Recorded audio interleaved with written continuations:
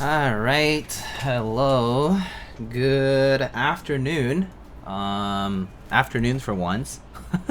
Typically we have a night stream, but yeah, good afternoon. How's it going?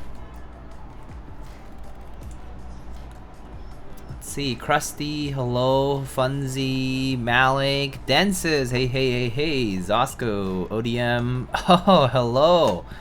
What's up, dude? Hi, Liam. Jeff Leopard, hello. Conan.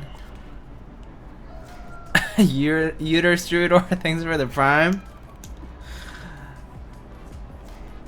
It's 2:30 in Vietnam. Oh wow, really late night over there.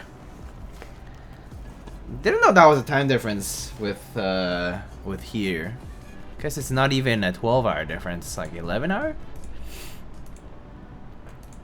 Juan Dagon, what's up?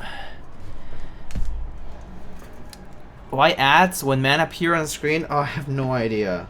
I think the ads happen like maybe a few minutes into the stream, but maybe that's why. I don't know.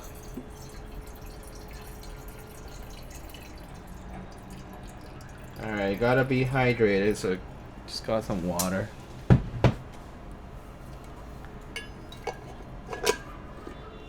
I feel like I'm in the Monty Hall problem. Nice doors.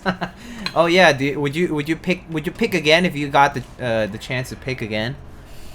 Let's say you chose the left door, would you pick the right door to get the prize? If they give you the chance to re-pick. No? Oh, interesting. Okay. The Monty Hall problem, the whole idea is that you supposedly get better chances if you actually re-pick. But there's also a 3-door problem, not a 2-door problem. So there's that. Okay. Oh, Kim, afternoon. How's it going? 2:30 over here in Mexico. I knew that. Is the 3rd door the key to your heart? Ooh, that's gonna be a hard to find door. Just kidding. No, the door to my heart is right here. It's just me. I am the door. Anyway, how's it going, guys?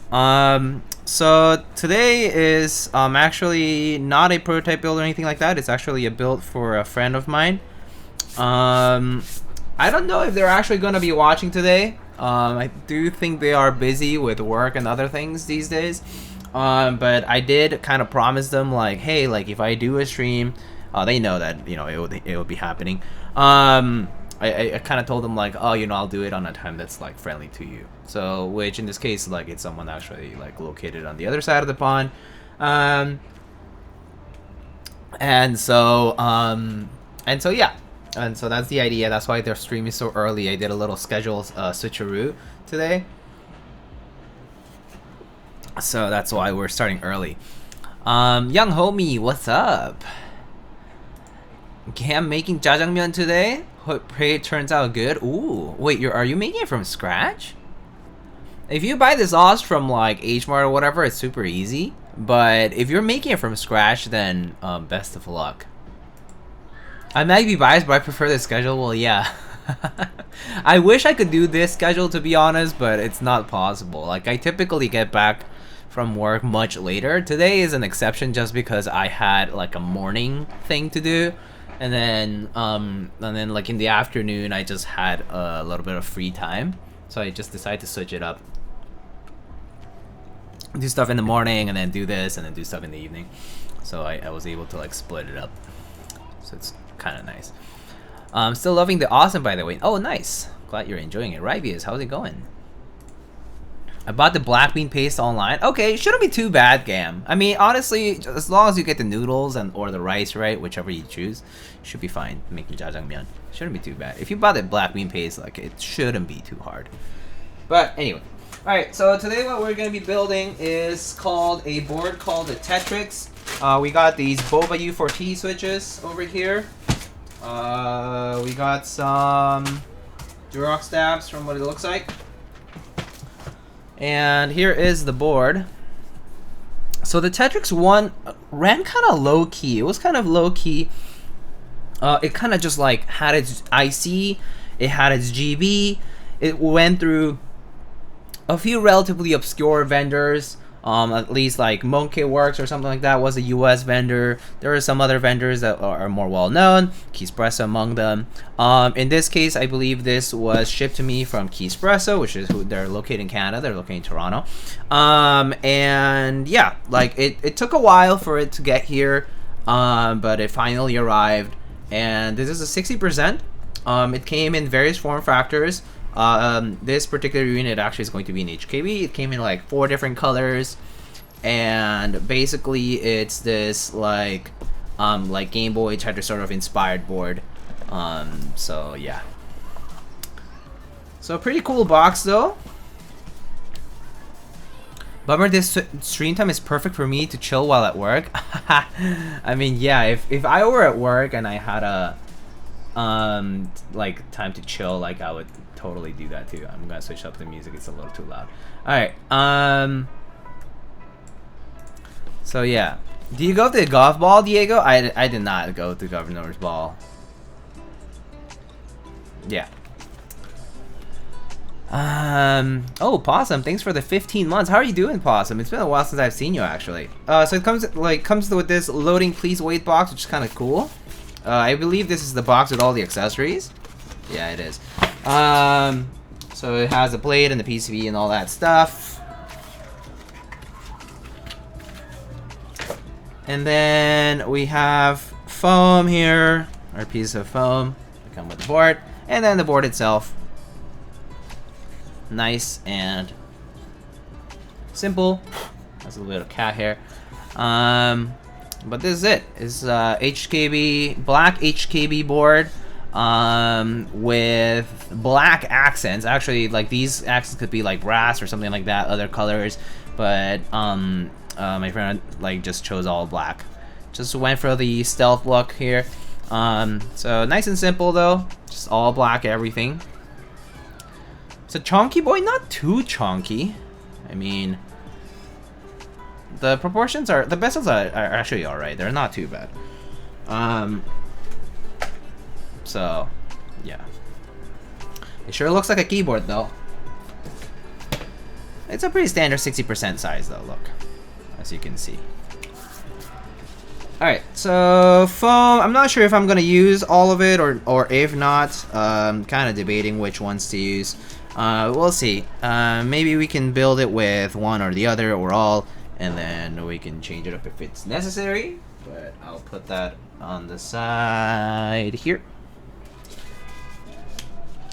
Have been busy with a move myself. Oh, really? You too? Okay. Well, then that's understandable why you have been busy or MIA for the most part, because the moving thing is tragically terrible. It's just awful to deal with. So I understand. Yeah, money as well.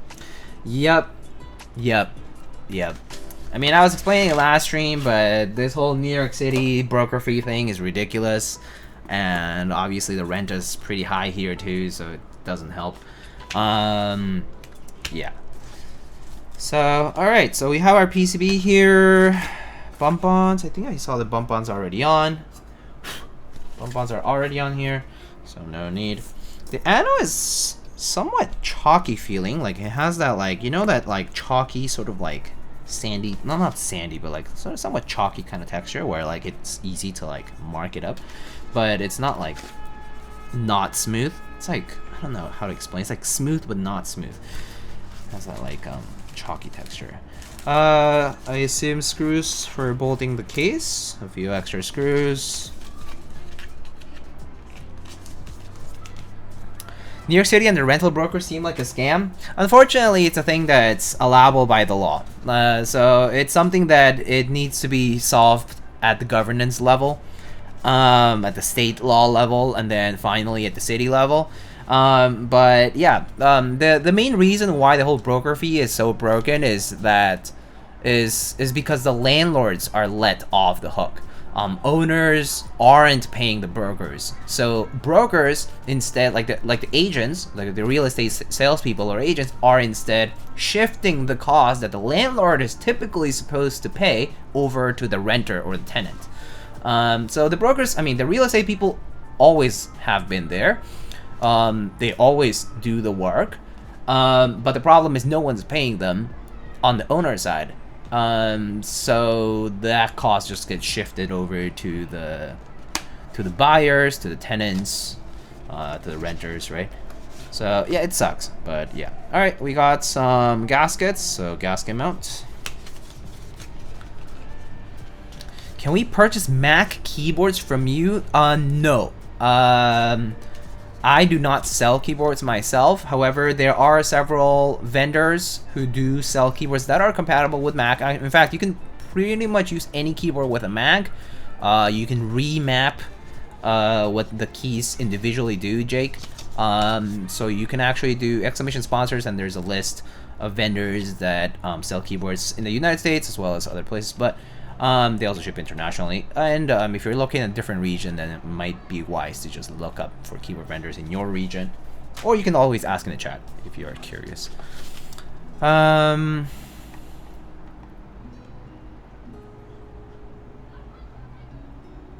There's a reason I haven't moved in over 10 years. It fucking sucks. Yeah, it just sucks. Like it's horrible. I have to do 2 moves because I had to store most of my stuff, move in with my partner briefly while her lease finalizes, and then once the lease is up, I'm moving again to the apartment that we're actually renting. So that's why. All right, and then here we have our simple black aluminum plate. Looks like it's pretty much universal support. ANSI, ISO, split right shift, caps, step caps lock, regular, and 625 and 7U bottom rows. Alright, so I did test the PCB, so I don't think I need to do that. But the PCB, as you can see, has a lot of flex cuts, so this is why I'm debating whether I should use... I mean, I could always just tape the flex cuts shut, but I'm debating whether I should use foam. I'm not sure. Yeah, so quite a lot of cuts on this PCB and stuff. I did see on the Keycaps thread, I was just taking a look at the Keycaps thread, and I saw that the runner, or the US vendor guy, Monke or whatever his name is, he built a unit with no foam, and it sounded okay. No foam and no nothing, but it sounded okay. And I was wondering, maybe that's feasible too. So I'm not sure. I'm kind of torn. We do have some louder switches today too. We have these U4Ts, which tend to be on the louder side. So I'm kind of debating. Yeah, we could use maybe just the P foam. That could be actually okay. Not stiffen it up too much with the play foam. And then the case foam could just be like a case, like a case by case basis. We'll see. All right, so PCB's already tested, so I'm gonna just skip that part, and I'm just gonna go straight to doing stabs. Yeah.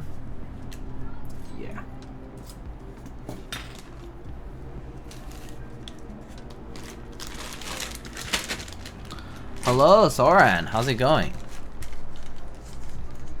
That Congo Kitty's nice. Oh, thanks. Thanks. Oh, that's why I like being in the middle of nowhere, Maine. My rent is pretty cheap. I bet it is.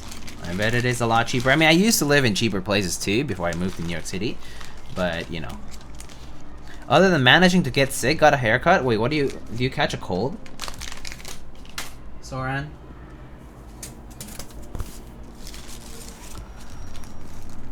Oh, Odd Ventures with the raid of 38. Odd Ventures, hello. Thank you so much for the raid. How's it going? Don't think we are acquainted, but welcome to the stream. If it's your first time here, my name is Diego. I go by Lightning as well, Lightning Keyboards, and I build keyboards.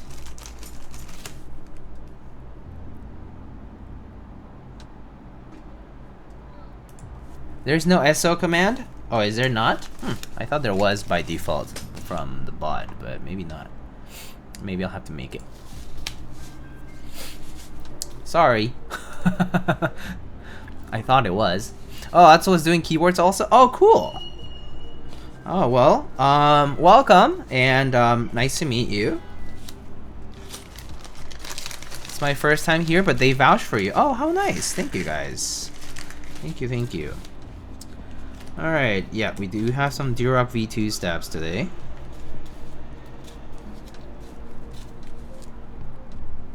What do you build today? I'm assuming Adventures, is that a play on words like for the name Audrey or something like that? Is my guess. It's just a wild guess.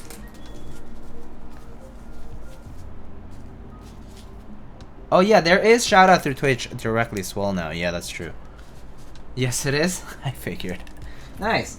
Well, welcome Audrey. Thank you so much for the raid. I built a Hope 75X. I actually don't know what that is, so I'm gonna look it up. Hope 75X. It was my first build. Oh, it's from Velocifier Tech. Deskcure also sells it. Okay. Oh, it looks like it had an actual group buy, which is kind of surprising from a vendor like that. Let's see.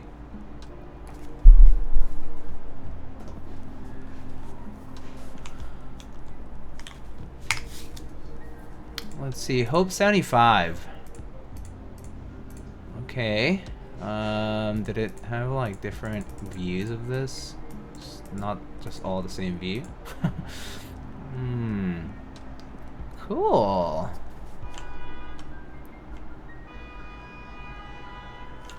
Interesting. Okay, cool. So it's kind of looks like a Primus, actually. It looks nice though. Oh, cute little LED part there. Cool. One U blocker on the right side. It looks nice though. It kind of reminds me of the Primus on this a little bit, but then it does have those LEDs in the back.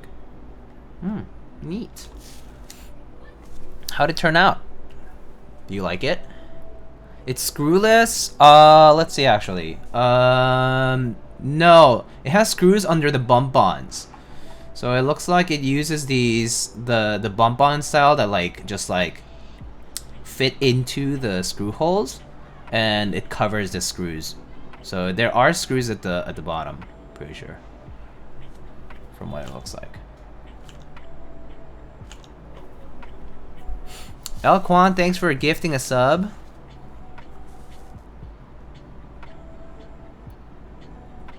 What do you build the that Hope 75 with? What kind of switches do you like? I like when the screws aren't sticking out like a sore thumb. I don't mind screwless, but I also don't mind having the screws visible, to be honest. I mean, especially if it's at the bottom, just because you don't see them. Unless you flip the board around, which you typically don't. So in use, it tends to be just fine. I got white jades for it. Oh, cool. Wait, are white jades the clickies? Oh, no, never mind. Designer Studio white jades. Oh, I see. Oh, I think I've seen these. These are the JWK switches, tactiles. Yeah, I've seen this before. Cool. Nice switch. Having the bump-ons or the screws means they wear out quickly. I mean, I guess the bump-ons wear out, you mean, right? Just because of if you constantly take them in and out.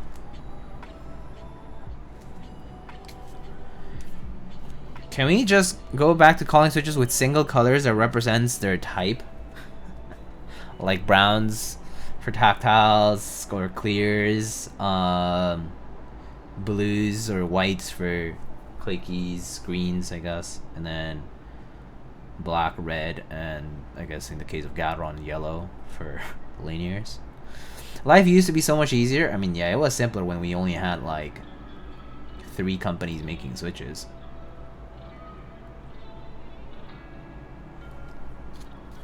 For MX. Will you be going for the martingale? The Martingale by Ellen Monster, right? I did build a prototype, or not a prototype, but the friends and family unit a while back. It was pretty nice. Am I going for it? Probably not, just because I am currently abstaining from buying keyboards in general, for the most part, because I like have bought a lot already. Just like in the interest of space and money, I'm currently not really spending on keyboards. But it was nice, the Martingale. It was a nice board when I built it. Okay, got a dip. I love you. Bye. Bye, Liam. Have a good one. Love you too. Take it easy, dude. Nowadays, everyone needs to have a Switch that's called after their great aunt's favorite pet snack. Yeah. It is true that the names are very adjacent to food and like random things. It is kind of arbitrary, actually. Are there any glow-in-the-dark switches? There are, yeah. There are. They're the ones that was it Gateron ones that I forget if it was Gateron or JWK ones that Novelty sold. Pretty sure those were glow-in-the-dark. It was like Gateron. Was it Gateron glow switches or something like that? I think that might be right.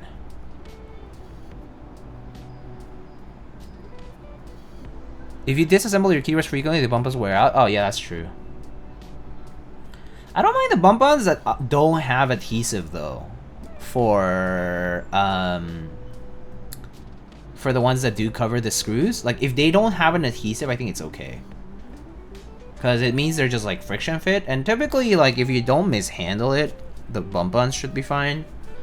But yeah, if it has an adhesive and you're obviously like having to remove it every single time with the adhesive, it's gonna wear out super quickly, yeah.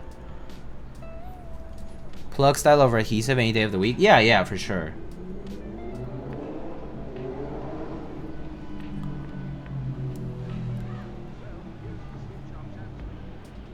There's some on Kono. Oh, didn't even know that they had them. Maybe they bought some stock at some point. Cool novelty, I guess. If they don't have adhesive, it's a non-issue. Yeah. Yeah, I mean, of course it's an extra step. Or, oh, you know which way I really liked how it was done? The GOG Ven. The Ven had bump-ons that basically also plug the screw hole area, but it doesn't cover the screw hole entirely. So you can technically still take a screwdriver to it and undo the screw from the bottom. That was nice, and it was still functioning as a bump-on. So the GOG Ven had that, which was kind of cool. They're like the little like you know, like the little washer, like rubber washer like looking bump-ons, kind of like conically shaped, and then it still has like the hole in the middle, so that like you can still put the screwdriver in. The round feet on F18X, yeah, the F18X as well as yeah, some other boards have had the square ones, I think. There's also those that cover the screw holes. Those are okay too. They're pretty easily replaceable. And I think as long as you can easily replace those little bump-ons, it's just fine. Regardless of adhesive or not, right? As long as it's replaceable. Like if it's like a part that's custom made and then you can't get any anytime soon, then it's pretty annoying. Imagine that, Lego compatible bump-ons. I'm sure the dimensions could be made to be Lego compatible, like the circular part. I'm sure that's pretty trivial. I'm sure that's not too hard.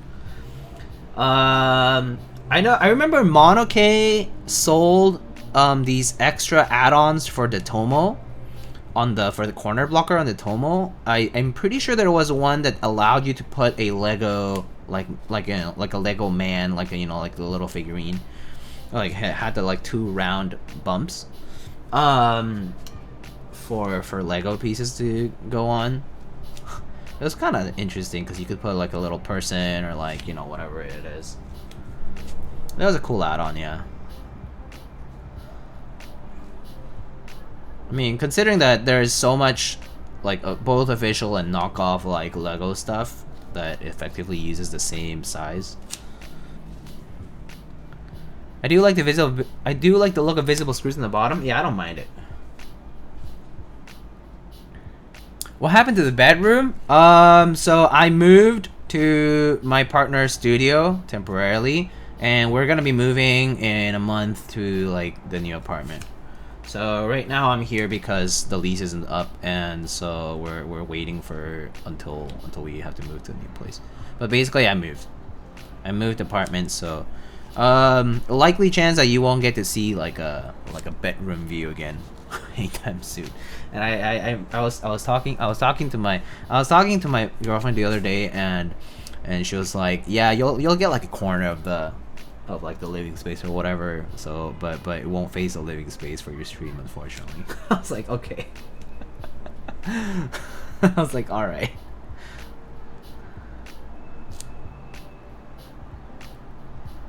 Are you gonna be in a new neighborhood too? Yeah, I am in the new neighborhood. Yes, I am in a new neighborhood. Yeah, I just moved apartments, but I am in a new neighborhood. Hi, Ankit. What's up? Officially in summer break? Oh, congrats, dude. Quarter system and so late. I assume that's why you're taking a break in June. How about an office view though? I wish I had my own office. You can still hear sirens though, because occasionally you'll hear fire trucks pass by, because the way to the ramp to one of the highways is pretty close by, and I mean those sirens are loud as hell. Regardless of where you are, you could probably hear this like 10-20 streets down. Occasionally? I mean, yeah, it is occasional. I think it's like maybe like once a day at most. I don't think I've heard it more than that in general.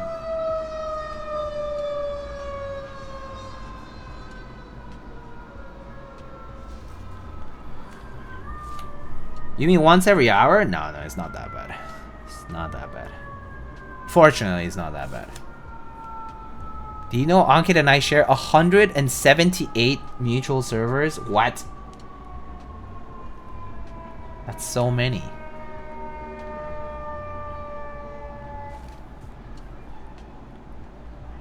Internet so fast? It is true, my internet is so fast now though. Well, it's actually the internet speed as advertised, which is great. Oh, hi Lydia, what's up? That's a cool page. Oh, thanks, dude. It is very nice. Nice commission cap.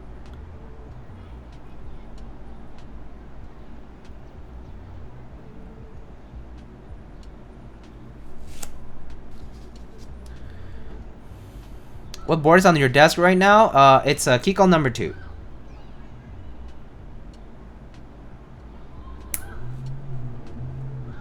Hi Diego, don't really want to copy paste my previous comment, but I am really interested in your opinion. Could you have a look at it? What opinion? Copy paste previous thing. I'm getting a fancy PCB soon. In your experience, would you recommend mil-maxing? Is one of those yellow high-knee ones, and I worry I'll damage the pads desoldering it in future rebuilds. Can't justify a Hako. Yeah, it's fine to mil-max if you want to. Mil-max fine. The only problem with mil-max is it's just tedious to do. But once you do it once correctly, you don't have to worry about it. So yeah, you can go ahead and mil-max it. That's not a problem.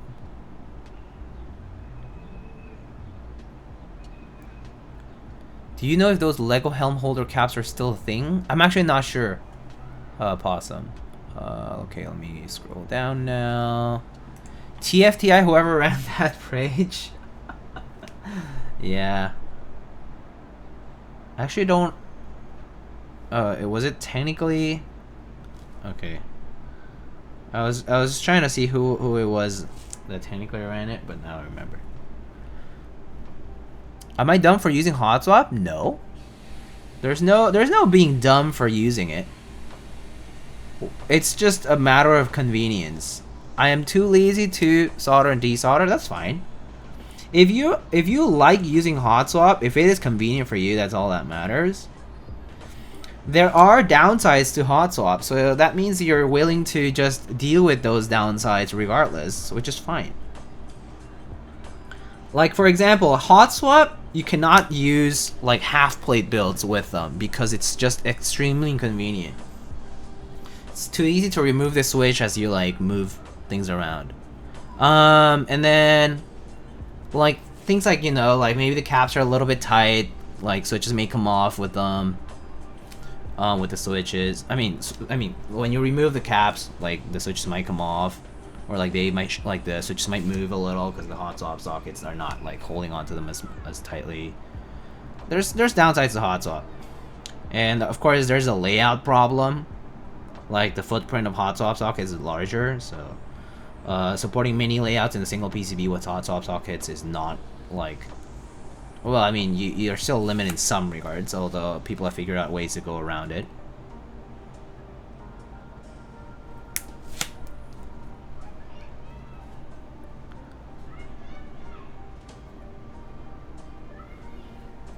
Yeah, playlist is nice. But yeah, playlist kind of requires solderable for the sake of that convenience.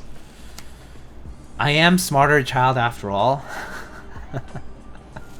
Yeah, just embrace it.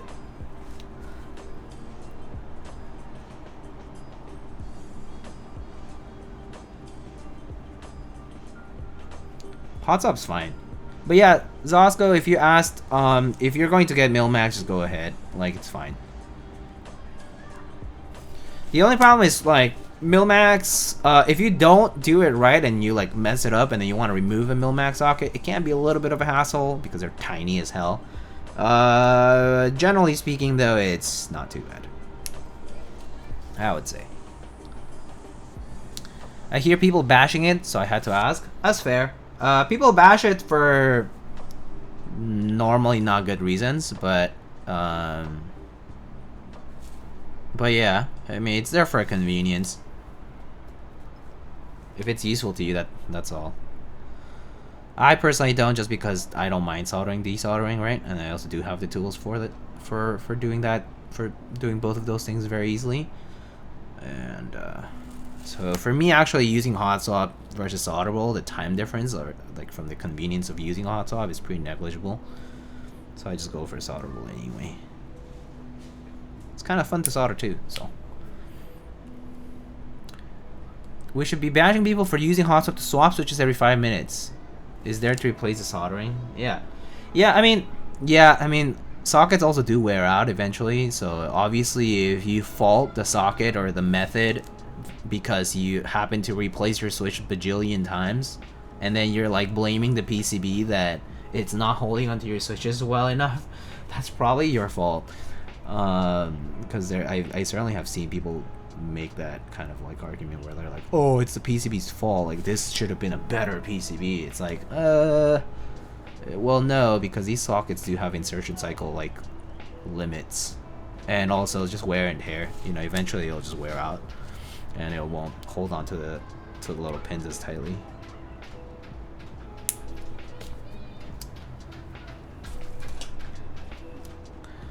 All the tickets novelties has been getting over the years. Oh yeah, or a lot of broken sockets too.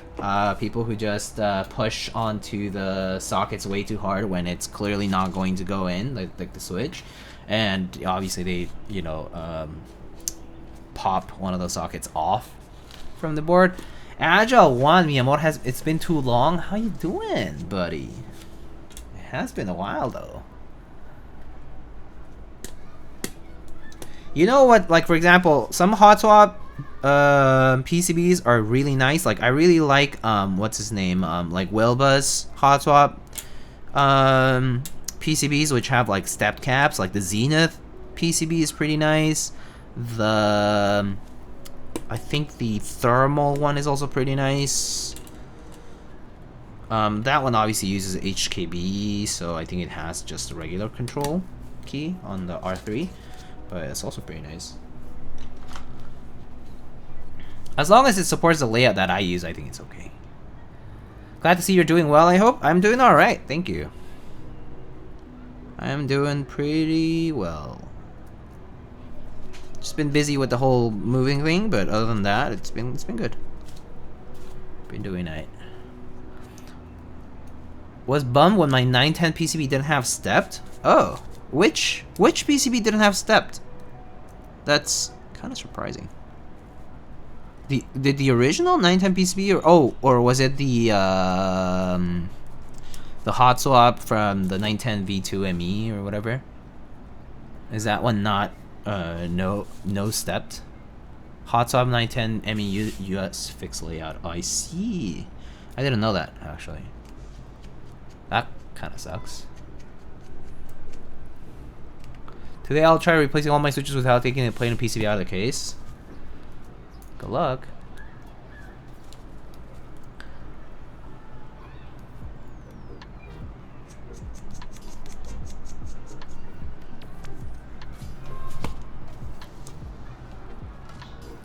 The good hot swap PCB are the ones that force based layouts. That's exactly it. That's exactly it. 7U step caps lock ANSI is what I want, but you don't always get that.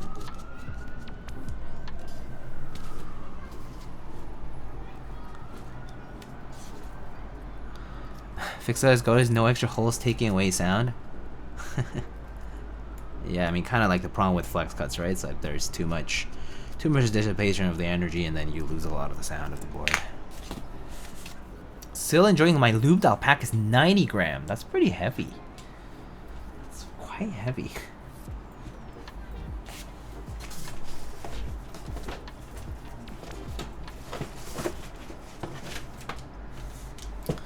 Oh, wait. So let's see. Do we use this P foam thing? Yay or nay? Oh, I forgot that I do need to cut this thing for the wire, but actually I could probably get away with it by just making a little slit here. If only Wilbur added 313 support to 7U hot swap PCBs. Oh, that would be nice actually.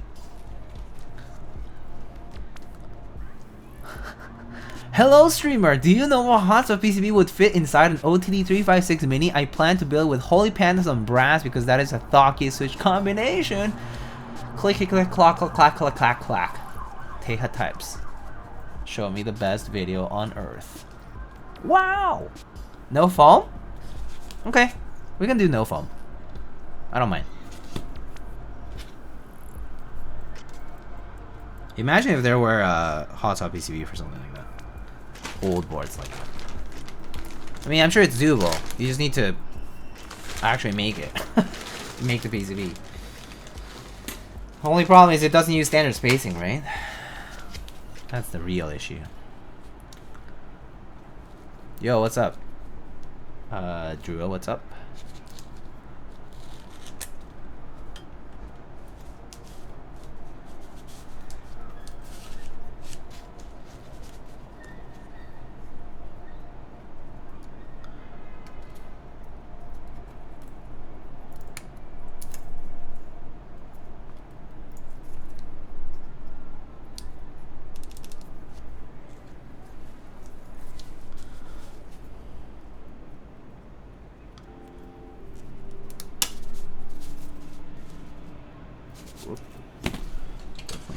Pen.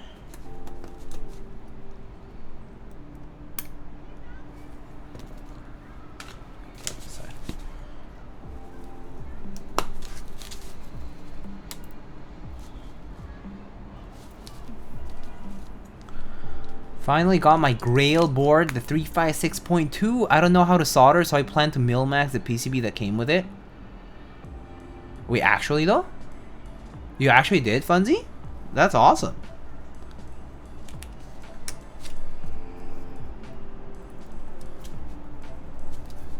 No WTF?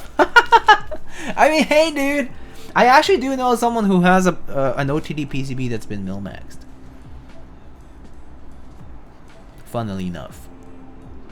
I don't know how they figured, I don't know what they did with the LED portion, I mean not the LED, the diode portion, but I heard someone who like hot swapped, essentially like hot swap abled a PCB. I was like, okay.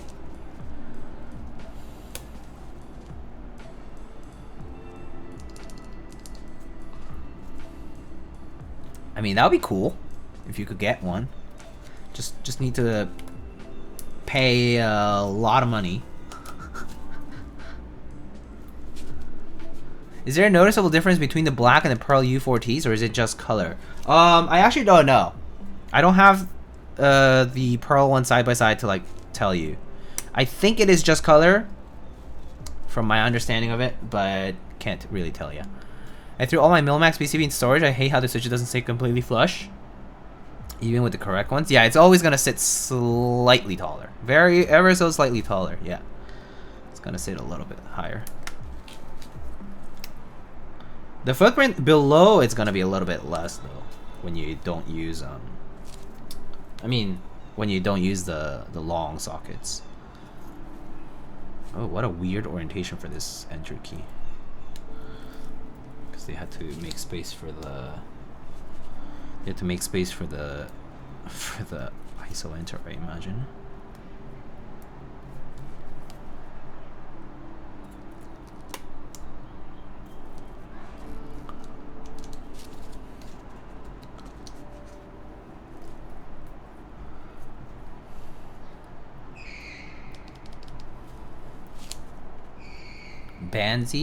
Banzi? Is that what how the name is pronounced? I'm not sure, but hi. Is there a great difference in sound between hot swap and solder? I would say no. Some people argue there might be, but I would say no. I think it's placebo. Who is killing rats outside? Oh, there's just a playground nearby, so there's kids around.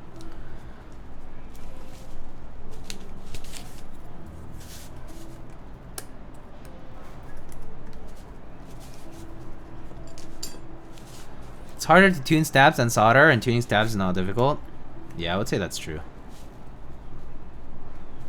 Or Benji? Oh, okay, Benji. Benji works. That's easier. Benji.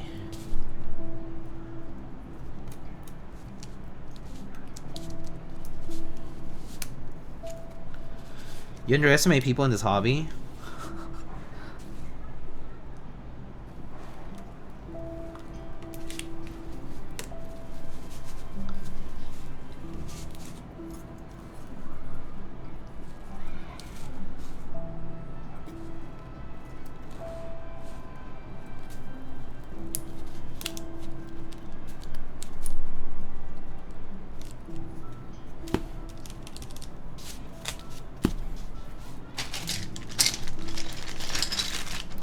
Alex getting boards sent to repair where the only thing that was wrong was an overloop stab.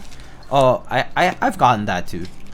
I've gotten that too. Where I suggested a rebuild because the stabs just need a replacement. Like straight up. I was like, there's no point in doing anything about this build other than replacing the stabs entirely, which basically makes me want to desolder everything and solder everything again once I put new stabs in. Yeah. That's definitely happened to me too.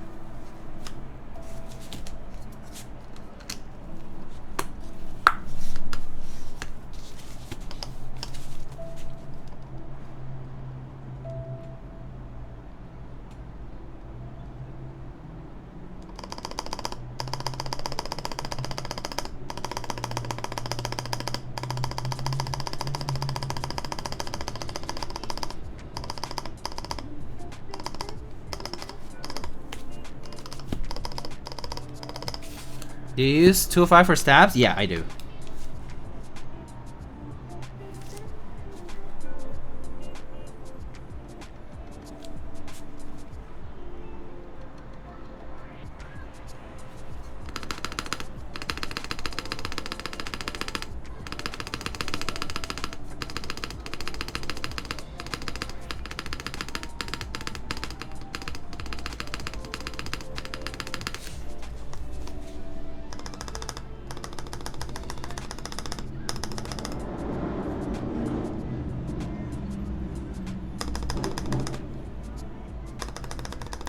Motorcycles. Hello, Starlet. How's it going? But yeah, I only use 205 for stabs, generally speaking. It's my lube of preference for stabs, that's for sure. I've tried other things. I do occasionally. Like people have sent me boards to build with dielectric, or people have sent me boards to build with like GS2, GS3, or whatever, BDZ. Yeah, I've used those too. But if I had to do it myself, for myself, I just use 205. Yeah. Thought that was a plane. No, it was like some motorcycle or something. Planes actually don't even sound any close to that. I don't even think they can.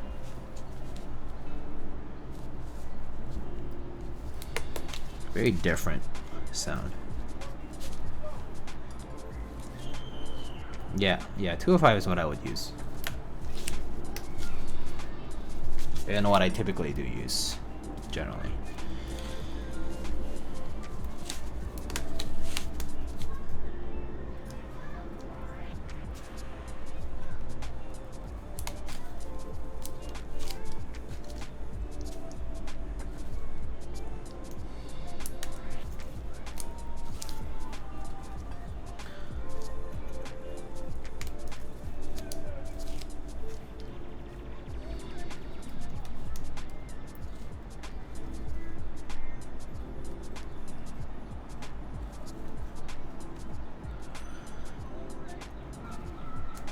And then plug the butt if it's sticking. Yeah, you can do that. I mean, I do have like a syringe with 205 around if I need to. You can use a brush, but the syringe works fine with like a blunt end. Yeah, that's like it's a good way to address it if it's an issue. It doesn't always work. I would say I tend to emphasize that the first application of the lube is very important. In the sense that you do want to lube it properly the first time, so it should be good to go the first time. So if an issue develops over time, it is more addressable. But if the stabs aren't lubed properly the first time and it's already like ticking, or like it's having issues from the get-go, then even if you like put more lube using like syringe or a brush or whatever, it tends to not solve the issue.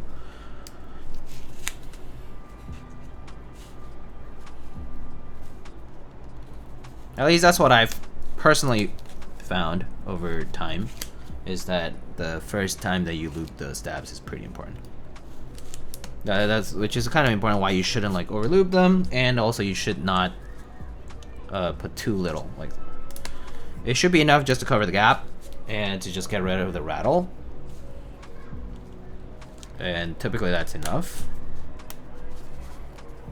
And also, I personally don't mind ticking as much if it's, like, for example, if I'm tapping the end of the spacebar, where I typically don't press with my fingers when typing, then I don't really mind as much. But if it's ticking when I'm pressing the spacebar at a position where I typically am using the spacebar, whether it is, you know, typically when I'm gaming, like, I'll typically use the left side more than the right. And when I am typing stuff, right, I'll typically use the right side because I use my right thumb for the spacebar more so than the left. In those cases, then you definitely want to address it. But I would say, yeah, if it's sticking on the side that you're not like you wouldn't practically use, then you shouldn't mind it as much. Can't believe I'm considering just doing this. Wait, what's this? Yeah, just do it. Oh wait, silence?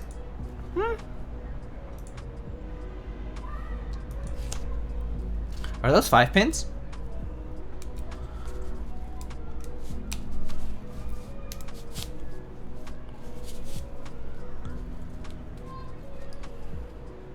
Yeah, I don't like when BDZ or grease gets into the housings. Yeah, that's actually exactly why I don't like using them.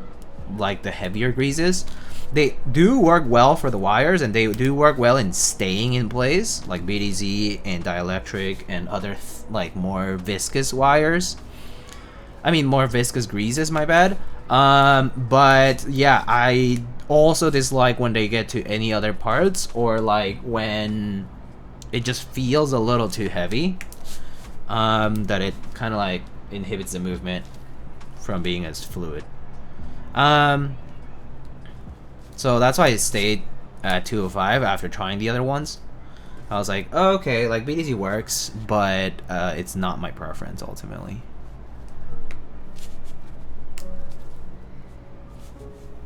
Yeah, I think NW might be 5 pin actually.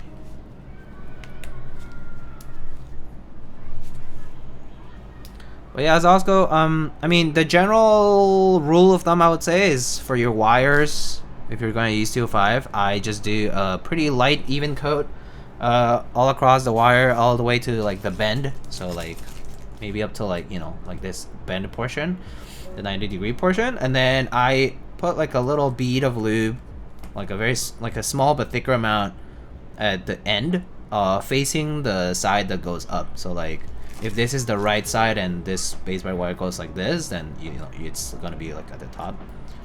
And same thing for the other side. But basically, just, I mean, you can imagine that you're applying lube where you want the lube to fill any gaps where it could contact other piece of plastic or metal or whatever.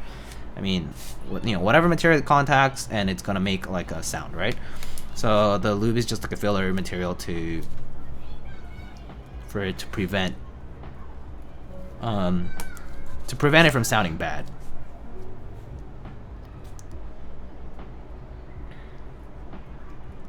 Mauser has the NW, but way more expensive. Oh, I see.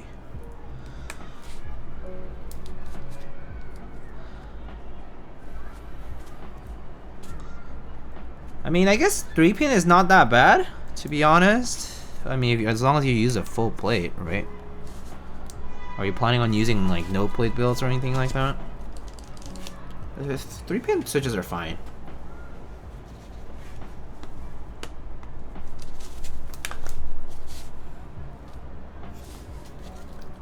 Do you go over the bend or just put a little bit of lube where the wire clips in? Yeah, just over like a little. I mean, yeah, like maybe basically like up to around where it's visible, right? So like up to there.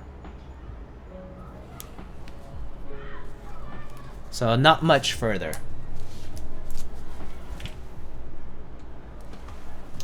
Gotta go. All right, Drew. See you later.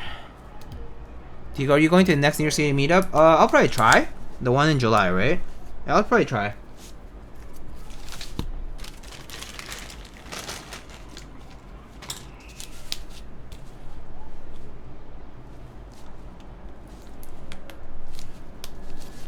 Need to get tickets, right, though? You know, almost every event nowadays is ticketed, so. How do you control the consistency of the gaps between switches when installing them? The gaps between switches when installing them? Do you mean like when you're not using a plate, or what do you mean by the consistency of the gaps when installing them?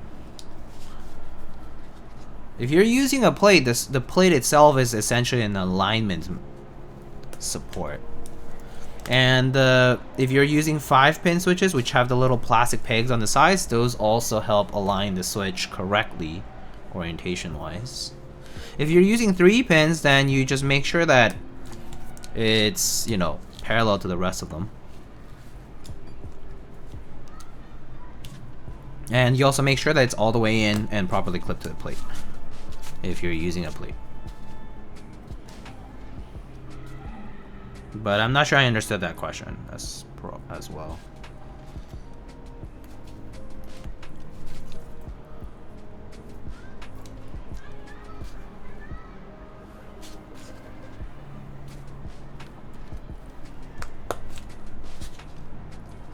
Yeah, and you nailed it? Oh, okay, cool.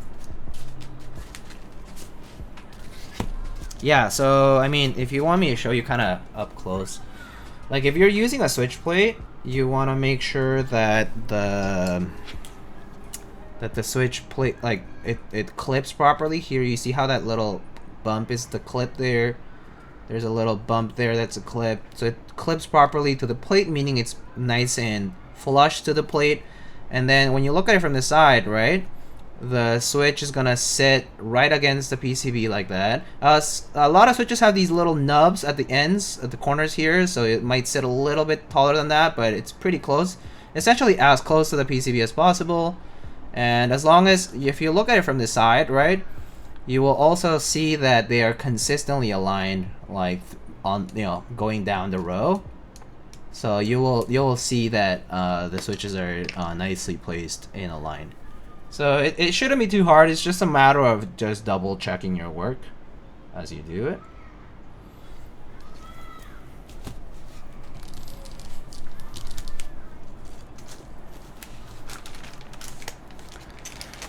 Friend of mine who's interested in getting to Keycaps might attend the meetup. Where can I find more info? There is a New York City Discord, and there's also a New York City meetup page, I'm pretty sure. Let me see if I can find New York City Mechanical Keyboards meetup. Oh, here. Oh, they have a website now. That's kind of cool. Here.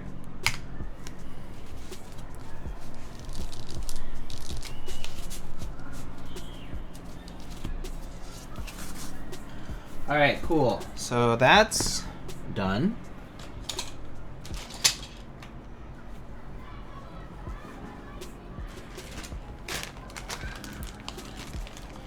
Pretty quickly. Let's get to installing the gaskets and the PCB. Actually, yeah, might as well test this out right now.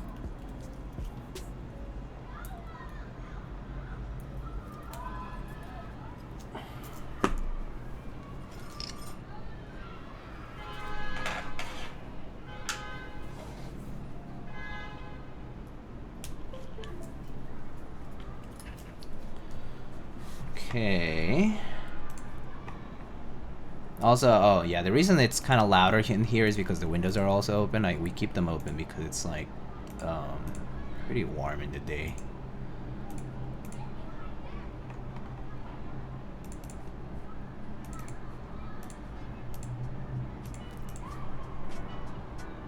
And trying my best not to use the AC too much. You know, it's a little too expensive for electricity.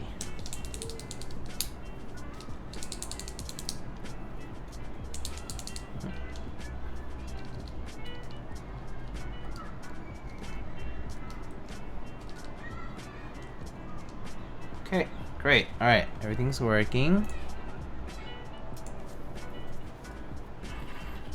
Are you looking in the US? Yeah, I'm looking in New York City. Dude, PR is going through a record-breaking heat wave. It's bananas. I'm not surprised. Every year has been hotter and hotter. It's actually just been crazy with the weather. Every year is just worse and worse. Like the summers in particular. Forget about the winters. The summers just have been getting worse. And it's horrible because I personally really dislike the summer. Like weather in humid places like this. So, I mean, I'm sure it's even worse in Puerto Rico, but yeah. I haven't had AC in just short of 5 years, and it's the first time I've truly felt I needed one. Oof. For someone who is supposedly used to it like that, must be pretty bad.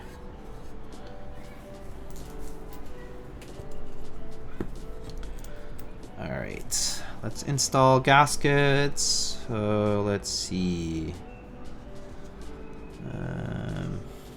Okay.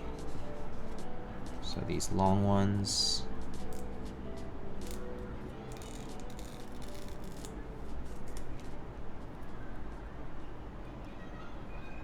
I hate the sun. The sun fucking picas, Diego. Too spicy. Oh my god, that's Spanglish though.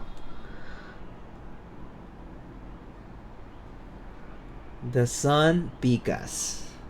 That's one way to put it.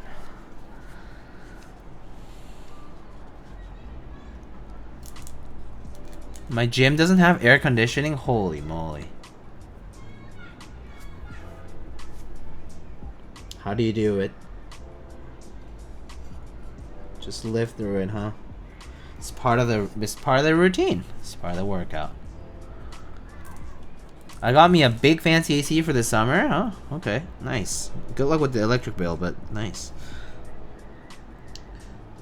It depends on the place. Some places don't charge too much for electric, but I know here in the city they do, especially in the summer. The bastards at Con Ed here in New York, like the service provider for utilities, the bastards make sure to send you an email to say, hey guys, be ready for the summer month bill. It's gonna be more expensive. If you see a much higher bill this summer, that's why. And we're gonna charge you it anyway, so it doesn't matter. But you're gonna get an email heads up just in case, so that you can't complain to us because you got an email. That's basically what it is. So yeah.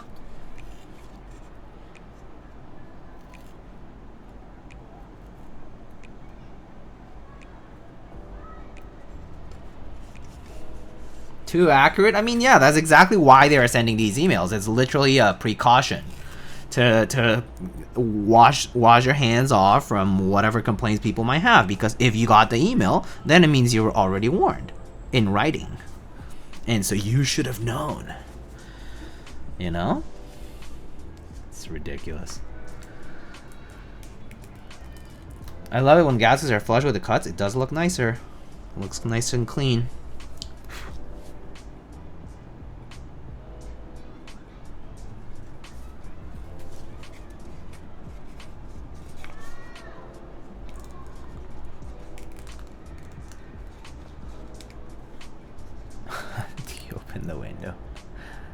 My school didn't have AC growing up, but they finally installed it literally the year after I graduated. Of course, always the good things after you graduate. That's funny though.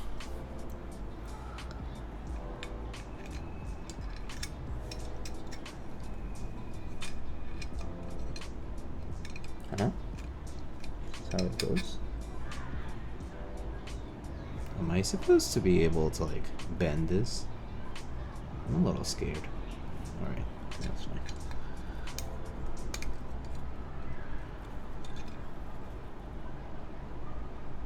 Alright, cool. Screws. Screws.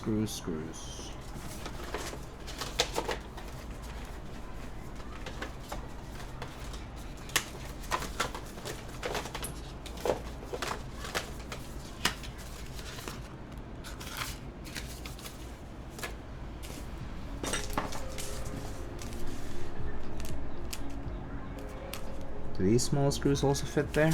Probably do.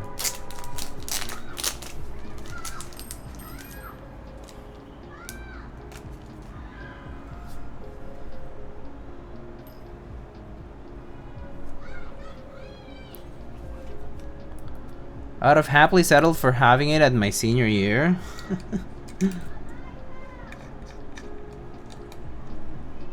Wait, did these actually fit or not? Let me see.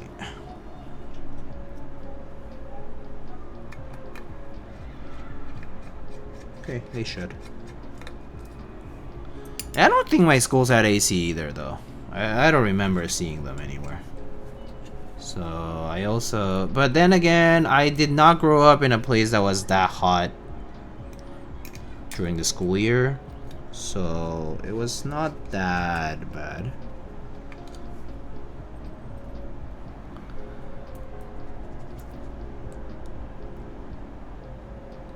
I was a little miffed.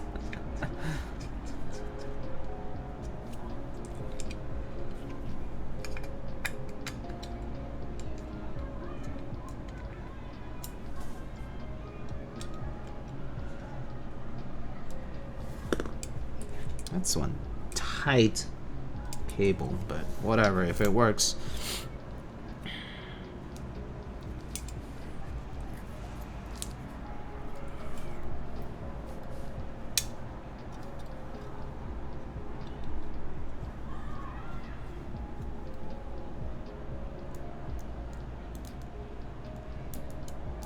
I don't know why they use this ribbon cable instead of a JST, but whatever, I guess.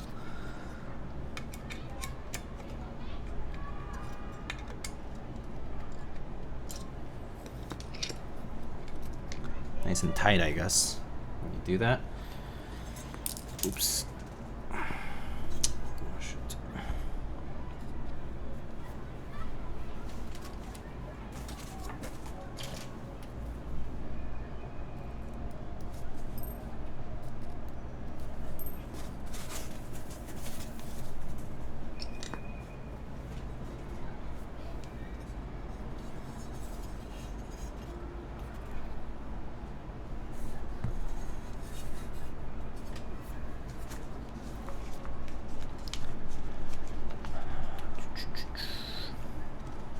Your HKB modding stream helped tons? Oh, nice. I'm glad it helped. I'm glad it was helpful. Definitely heard people say that it's something that's been useful to them. So I'm actually kind of glad that despite it being a very not very well, like, it's not like I edit my videos, so despite it being an unedited VOD, that people still find it useful.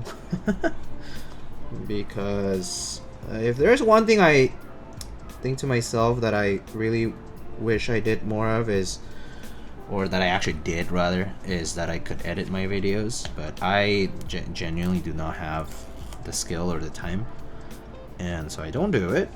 But, and I've debated like hiring an editor for stuff, but I also don't, editors are quite expensive as it is, so I should probably learn it myself and do it, but it's a lot of time. It's a lot of time for someone who is not really planning on doing this anywhere close to full-time or anything like that.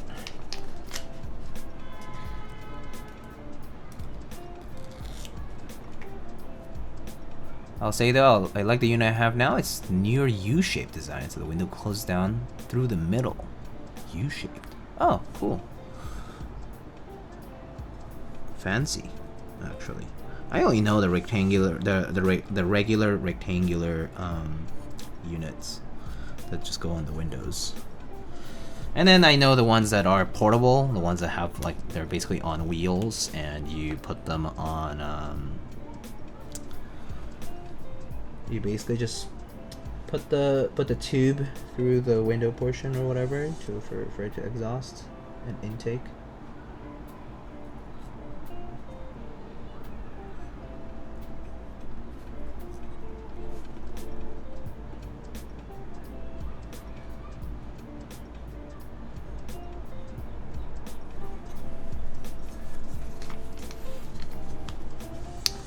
You can probably find an editor, and if you say all the revenue is for them, oh, for sure. I mean, yeah, it's definitely, that's definitely how a lot of the pros do it. They give all the revenue, like whatever the revenue is from the videos is given to the editors. I know there is a bunch of pros who do exactly that. I've heard of it several times.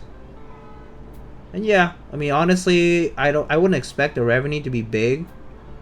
And it is also, I mean, also it's saying that the revenue is for editors is a good incentive for editors to basically put quality material out there that they think will be good in both generating revenue as well as good to digest.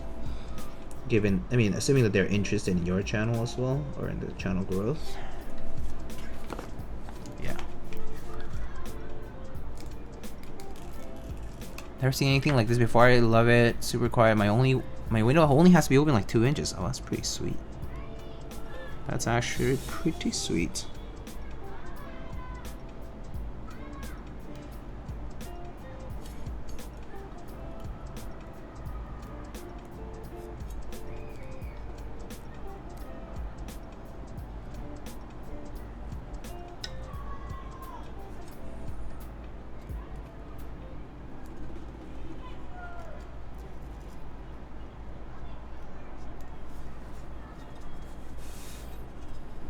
Alright, gaskets are on. Whoop! Oh no, dropping screws everywhere. Oh, okay, still have enough. I dropped a couple here.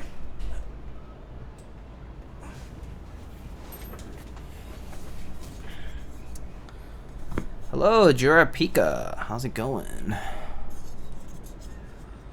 Alright, so we can just go ahead and put the screws on thing.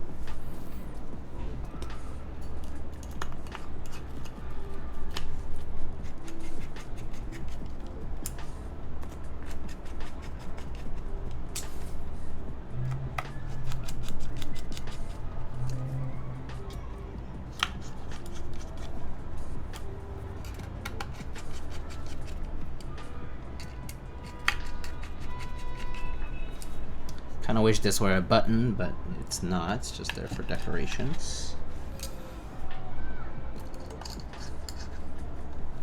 And there we have it. There it is. Nice. Alright. We did not put any foam in this. Go ahead and unplug that. Just make sure it works. Okay, cool, it's working. Alright, so what keycap set do we want to put on this guy? So I can see what I have. I mean, I have a bunch of stuff. So is this black? Yeah, it's black. It's all black.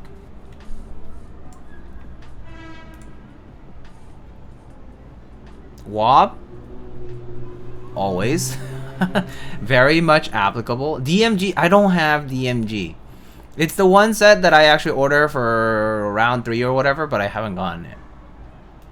Hennessy, I have minimal or Stormtrooper, whichever you want to call it. I have that, which is basically like Hennessy but with better mods, I guess. Purple Knight, I don't have Purple Knight. It hasn't gone to me yet because I'm waiting for Pacific and Purple Knight to arrive together. I don't have it yet. Yeah. That corner is definitely Game Boy inspired. I know that. I know that much. You got the Salvin cap? No, I'm just I asked Space to ship them together. So mine was delayed by Salvin. Maybe that's what it is. I don't know. To be honest, I don't mind. It's not like I'm in a rush anyway. So yeah. Let's see. Some options here. I can do... Huh. Does panels look good on black? I don't think it does though. I'm not sure. Also, I'm not sure if it will look good on HQ either. Let's see.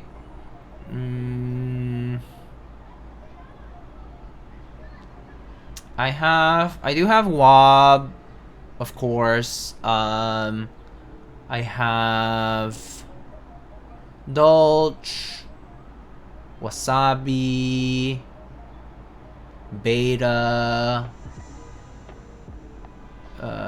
Digital Nightmares, Tai T, Deepwell, Retrozuian, Sixes, Maestro, Serica, Nachterbite, which is kind of a niche thing. I do not have 8008.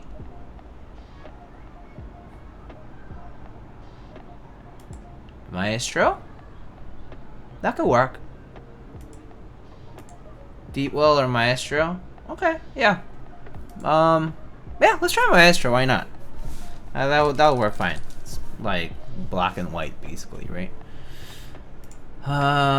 Okay, let me go get Maestro. Let's see, where is it? Okay. Alright, I'll go get that. I'll be back shortly.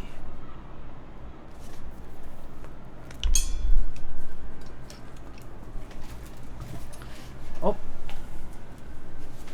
Hi, Kiwi. Want to say hi? Yeah.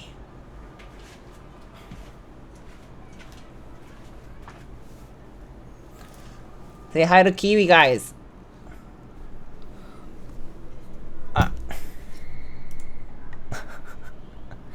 He's so orange.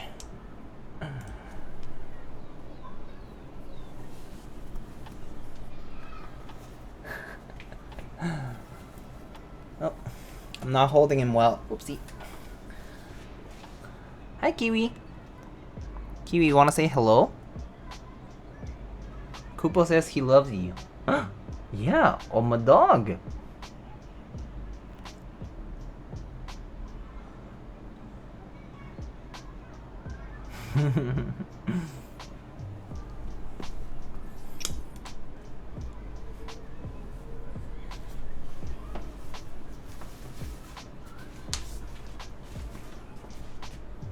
He's so orange.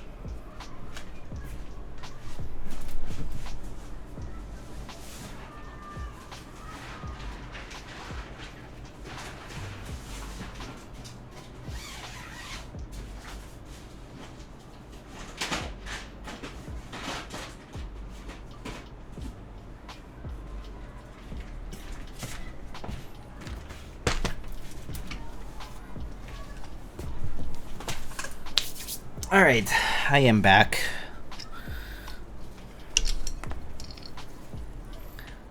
Is the build good? Yeah. He says the build is fine, but I'm pretty sure like in 20 minutes he'll start begging for food. He starts promptly an hour before his estimated meal time. Almost always. It's very funny. You know that he's just doing it because he has high hopes that he's going to get the food earlier than usual. So he's just trying. He's just trying his best. It's not much, but it's honest work, basically. Hey, Jampa, what's up? How's it going? Been a while.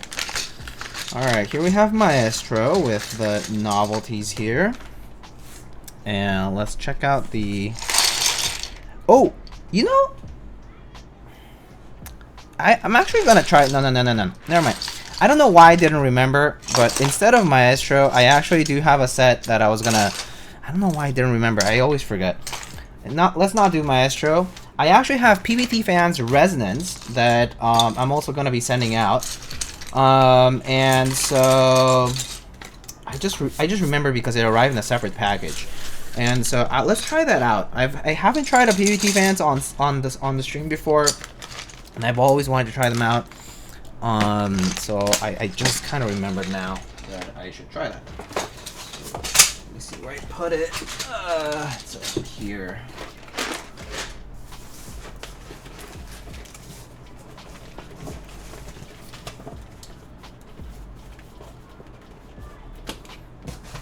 Yeah, here it is. Okay, cool. All right.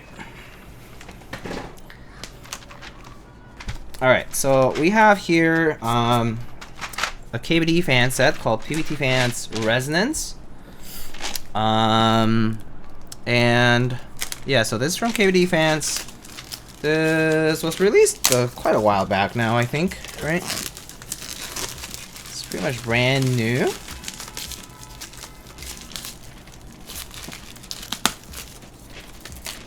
I am curious what it will look like as well. So, let's give it a try.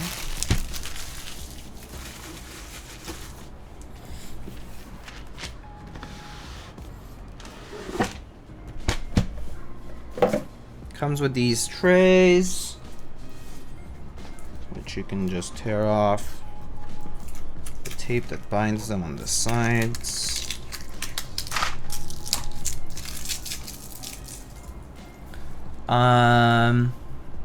Oh, hey, Max, what's up? 20 months, thank you. I am doing well, thank you. So this is a set that kind of has these brown and... Brown? Yeah, they're brown, right? It's like brown and black. And... Is that green? Interesting. But yeah, PBTfans Resonance. And then comes with icon mods. And then what's at the bottom? Accents? Oh, and then there's these yellow accents. Of all sorts. Let's try to put this on. And then there's this international kit, which makes sense because the friend of mine that I'm sending it to is over in the EU. So he got this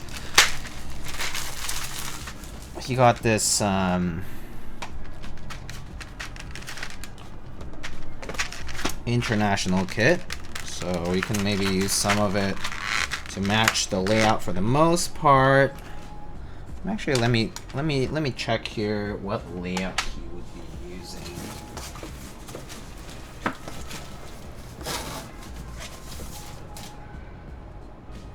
Okay, so let's see.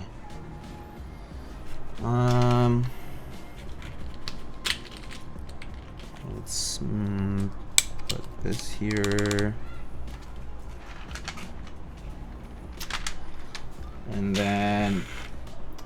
they will be using Norwegian layout for the most part, or like akin to Norwegian. So what would that look like? I just need to know what the special keys that I need to keep in mind are. Okay. So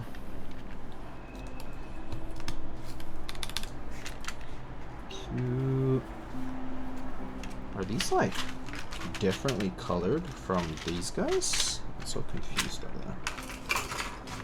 I'm so confused by this. Let's see. Oh, I see. They also have full black colored numero caps. Okay. So it would be this, and then is that PBTfans ABS? Yes, it is. It is PBTfans ABS. And then this one.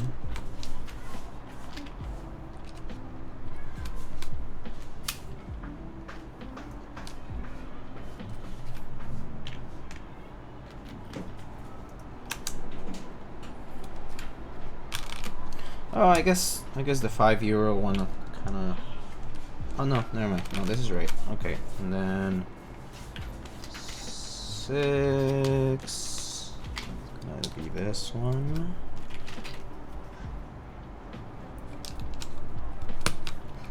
Anti with international kit, yeah.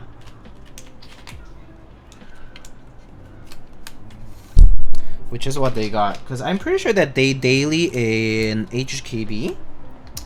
And so they're already used to using ANSI, but I do think they still use things in their own layout, so that's why.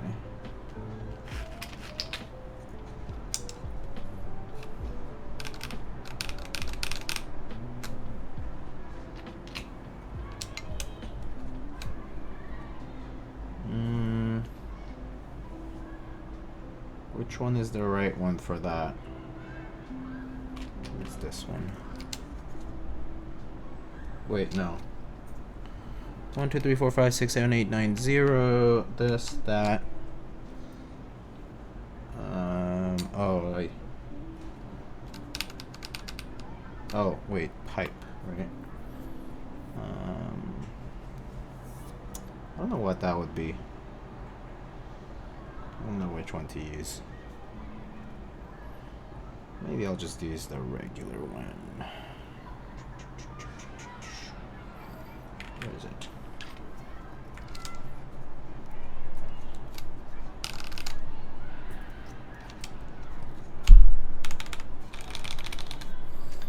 Okay, and then it's gonna be R2. Right? This is R2, right?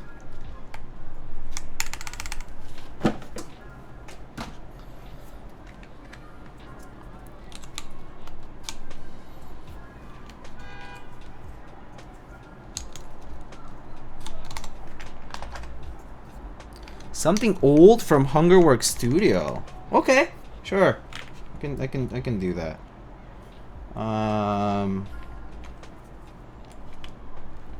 Oh, interesting. This algraph is so out of place because the modifiers are icon mods. So I'm gonna have to just use the icon mods.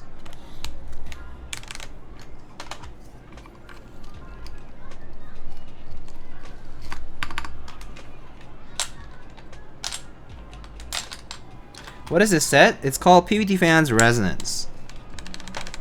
PBTfans has batch molds. Oh, that makes sense. So they can't really do like custom legends unless they can justify making a full batch of things, huh?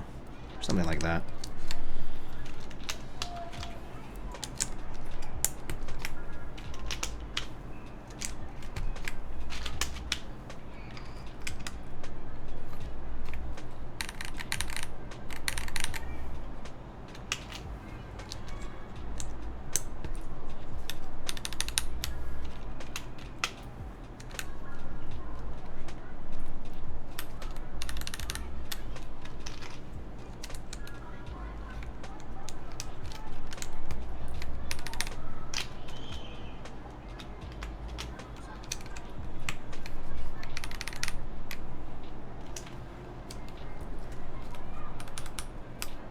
Okay, I think that's all the specialty keys for that. So won't get to see you. Gotta go home now. Oh, bye bye. Okay.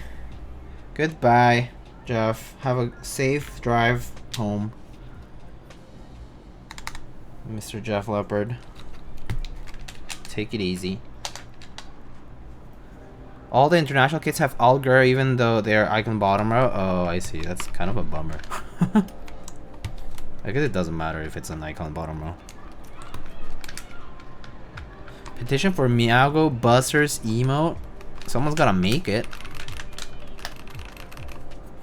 Imagine never leaving your house. I know, right?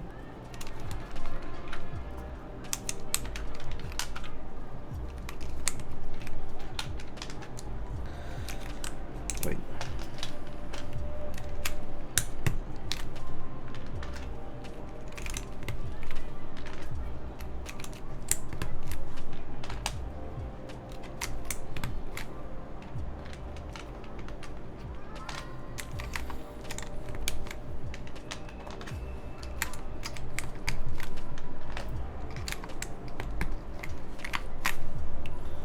Okay, and then shift.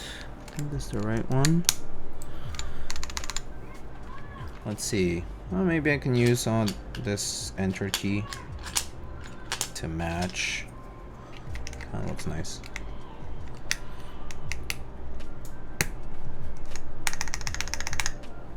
And then I don't like these as much, so leave these on the side.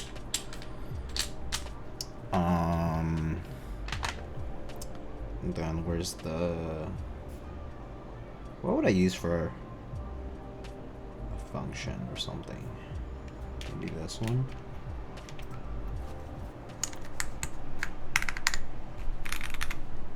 Alright, I guess that kind of works.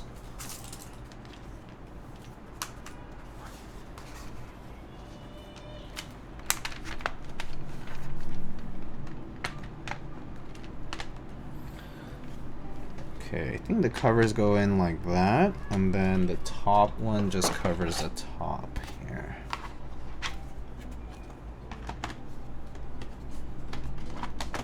Like that. Something like that, I think. That's how they work.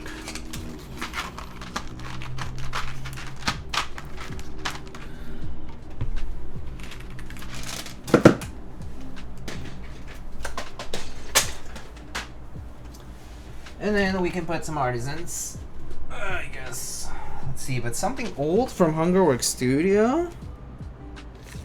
Something old from Hungerworks Studio. I don't think I have anything here. Let me go get it. I'll be right back, okay? I'll be back.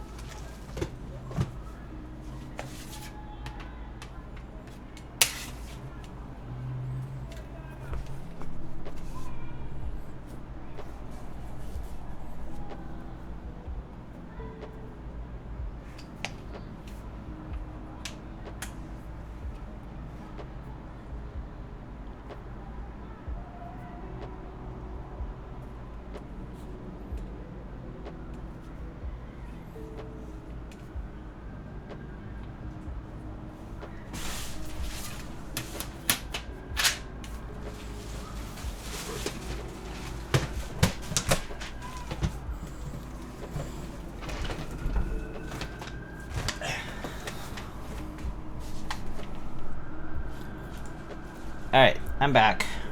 Okay, so I was asked for something old from Hunger Work. So I was thinking of using this guy. This is a moose. So maybe I'll put that on this side here. Oh, hot swap socket things, of course. Switch comes right off.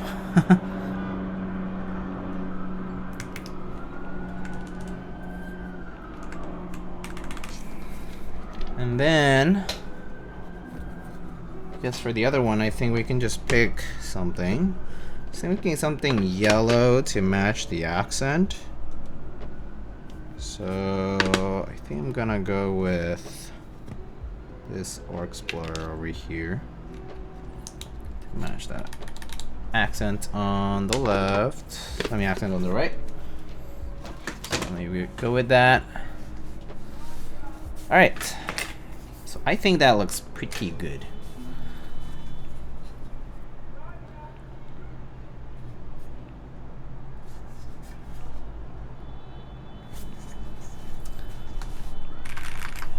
All right, let's give this a try now.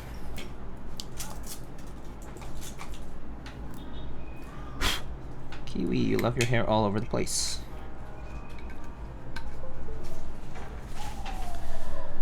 I got the A, O, and A on there, yeah. Alright, let me move the mic over.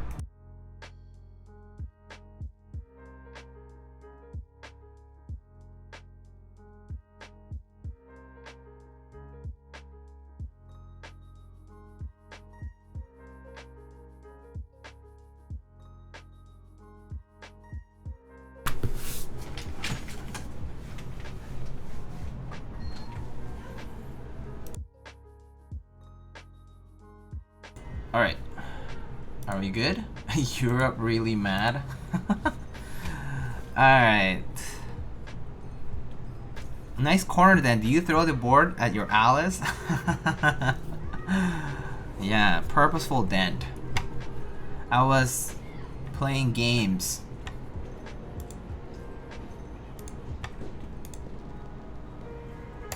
Alright. Let's give this a shot. So this is PBTfans resonance on this Tetrix 60 keyboard. So this is 60% in like 70 HKB layout, and this has no foam currently. This has Boba U4T tactile switches on a full aluminum plate. PCB has flex cuts. The plate has flex cuts as well, and there is no foam in the case. And then, yeah, we'll give this a try. All right, here we go.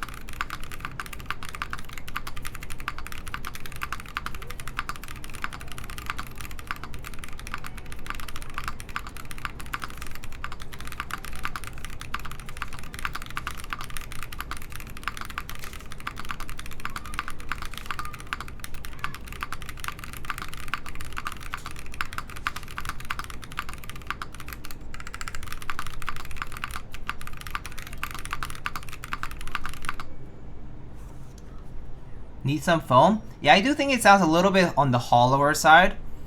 It's not like unpleasantly hollow, but it definitely is hollow. So I think maybe putting in the case foam could help, so we can try that.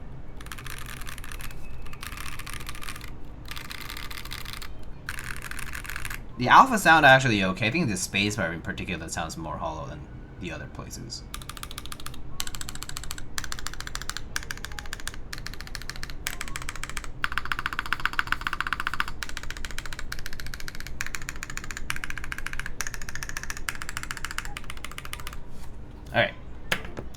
can go ahead and try the foam here.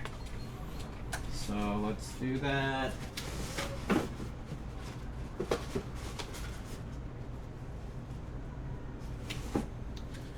I do have some case foam, so we can try it. It's not much, but we'll see if it does any honest work. Alright, so let's see, where's the screws on this.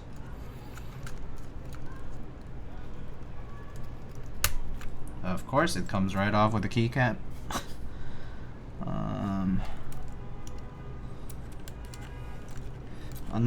That's the one main downside of hot swap, is that you try to remove keys and the switch comes off right with the keycap. Okay, I think those are under the space bar.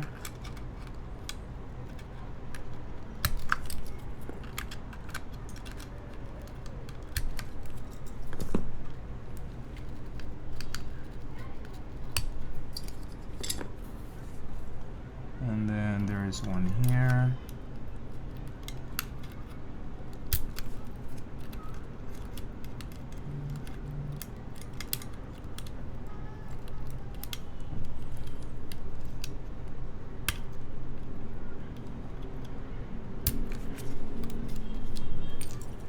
And then one here.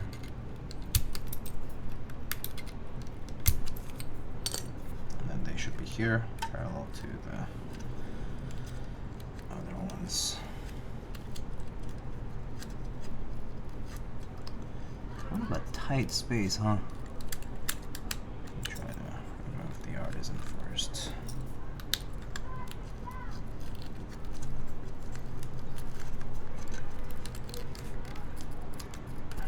It's a tight space for the plate, maybe for the keycap. Can't see though. Let me get it closer.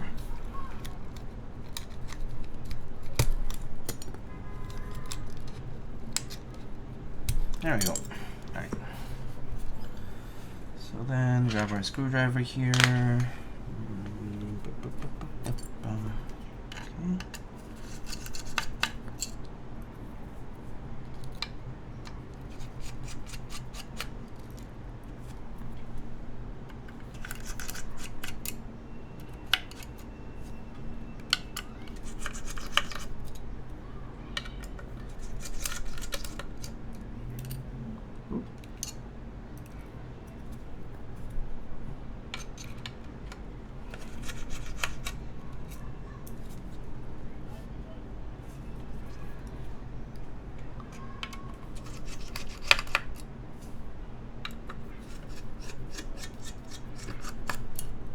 Okay. Okay.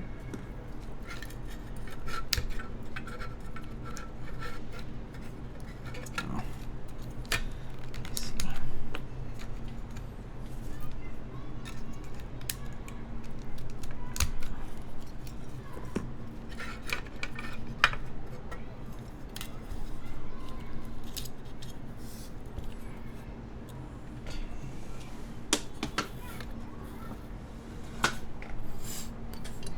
Okay, so let's put the piece of foam in here. So this would go in like that.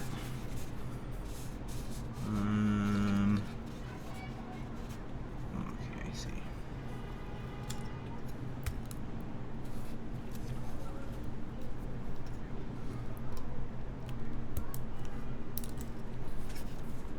Okay.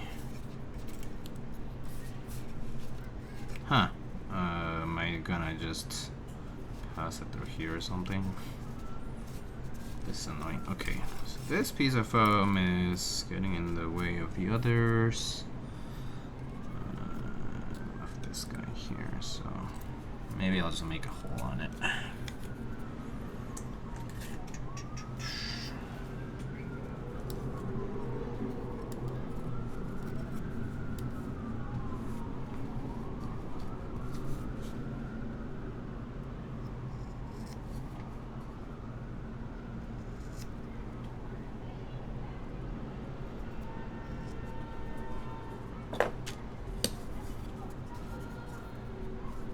Okay.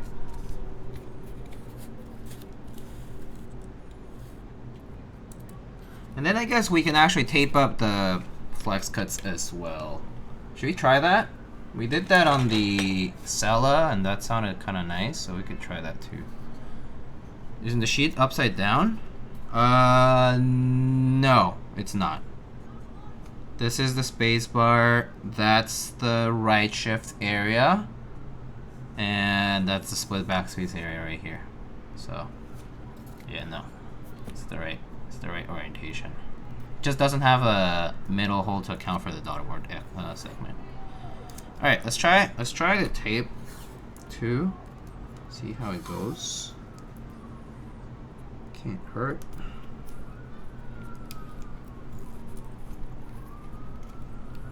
It should change the sound pretty dramatically, most likely. So we'll give it a shot.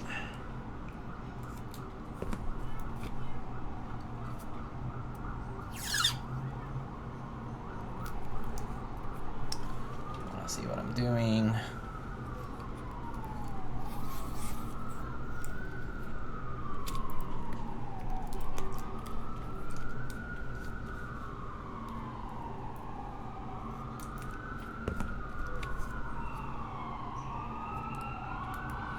Average New York City day outside. Yep, that sure sounds like it. Also, windows are open, so yeah, a lot of the echoing. But it is the average New York City day today. Lastly, Christian stole boneless chicken. Remember what I said about the sirens going on every hour? Usually it's not that bad. I would say it's louder today, but it's usually not too bad. Maybe I've gotten used to it, so I don't really hear it personally. But yeah, it's usually it's not very like bothersome.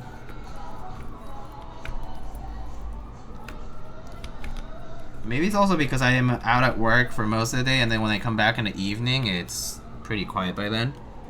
I would say like it gets loud during the peak hours, which probably is until like 6 o'clock, 6 to 7, and then it gets pretty quiet.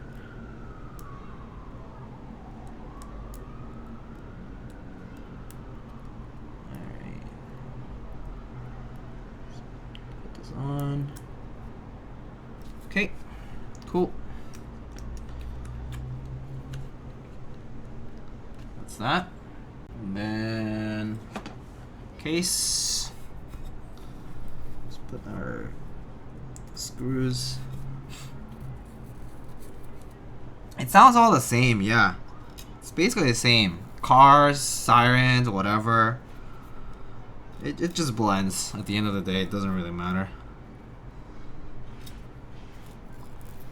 Did the work commute get better or worse since the move? It's about the same. It's a little better, technically. Yeah, I would say like on a technical level, it's slightly better than before. I could actually probably even bike to work if I wanted, which I actually do plan on looking into. Well, I need to look into bike parking.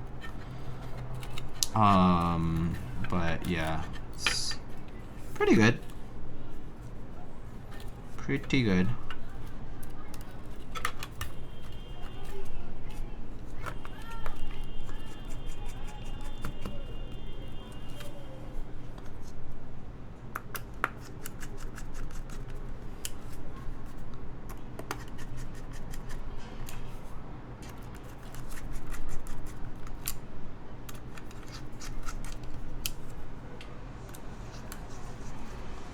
I don't think I could live in big cities due to the noise. Oh yeah? I'm pretty used to it, so for me it's like pretty much negligible at this point. I mean, I've lived in like big cities like all my life, most of my life, and then I lived in smaller places for years at a time. And I would say like, would I rather live? I think I would move somewhere quieter, maybe like when I have a family, maybe like to the suburbs, but I think right now though it's like I wouldn't mind living in the city for a bit longer.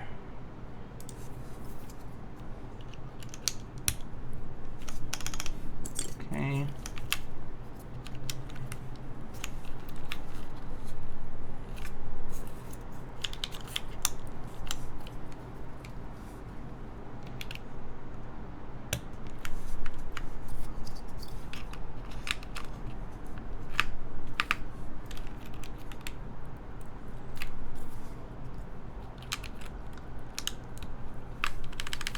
Suburban life is definitely nice. That's definitely true. Suburban life is nice. It's pretty chill.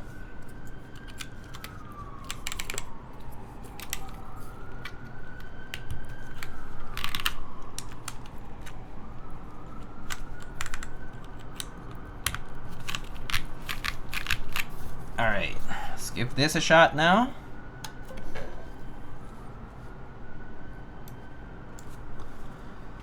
So now we have case foam and some tapes to put the flex cuts shut.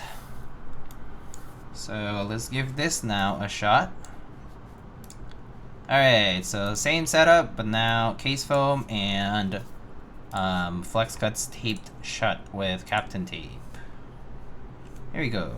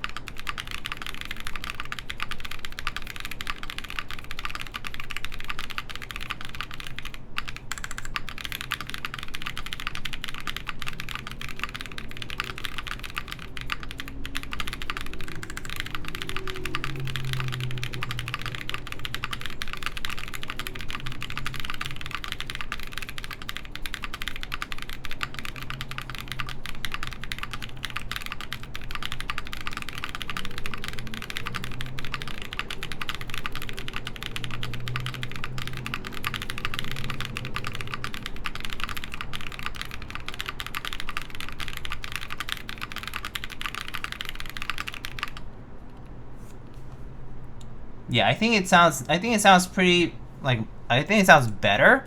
I do think the spacebar does sound on the hollower side still. I actually do wonder if, like, using a different spacebar pretty much, like, sounds just different because it is, like, maybe the cap. So we can try, like a GMK spacebar. But, I mean, I imagine it's probably about the same. Sounds okay, though. I think it sounds better with the tape and the case foam at least. It's taken out a little bit of the unpleasant side of the resonating, so I think it's no pun intended. But yeah. So here, just to try out a different spacebar on the same spot.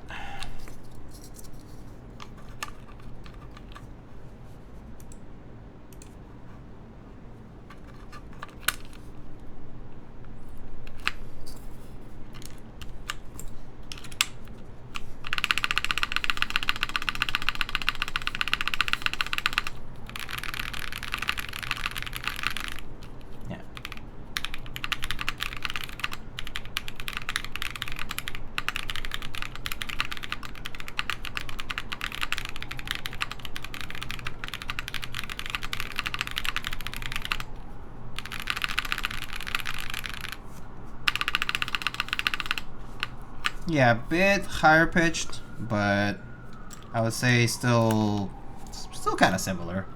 Still ABS after all. But yeah, maybe the P foam could help here. I'm not sure. I mean, I think the P foam would make the sound a lot more uniform. That's for sure, especially like in this area. But you know, there goes the other siren. Maybe you're right.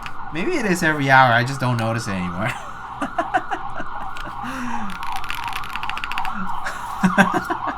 Yeah, maybe I just don't care about it anymore. So they do double shot on the spacebar. Oh, that's interesting. I actually didn't know that. I actually did not know that they did double shot on the spacebar too. Fuyo, hello. F284 or Jane or CW88. I haven't tried the CW boards. F2 and Jane are both pretty nice. If I recall correctly, I mean, they're different because F2 is like the gasket mount that the F1 is like, and then the Jane is top mount or O-ring if you're using the Jane V2 ME. So that's gonna be a mounting preference. Probably softer if you go for an F2, and more rigid if you go for a Jane. And I don't know about the CW though. Oh, who's this? Oh, Captain Sterling. Hello, how's it going? Hello, hello. Thanks for the raid. How are you? You were streaming pretty early today, huh? I mean, as well, I guess.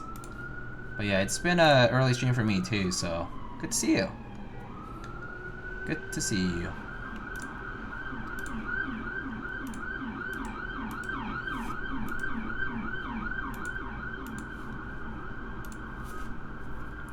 Yeah. All right. Yeah, New York sounds indeed. We're talking about that just now, actually. What about the sound and feel? So feel-wise, again, the F2 is gonna be a bit more bouncy, a bit more like softer feeling compared to the Jane. I would say both can sound good depending on your plate and switch combo in particular. They both sound good though. Like I didn't have issues with them sounding bad or poorly in any particular way, but I think it also depends so much on the plate and switch choice. I mean, let's say like you did like a cherry mix black on the Alu build, which is like the classic, right? They both sounded fine. Yeah. You moved? Yes, I did. I'm currently moved. Like I moved temporarily, so I am here for another month, and then my partner and I are going to be moving into a new apartment. Right now I'm here because my partner's lease isn't up yet, and so I'm just waiting for that to be up, and then we're gonna be moving. Yep.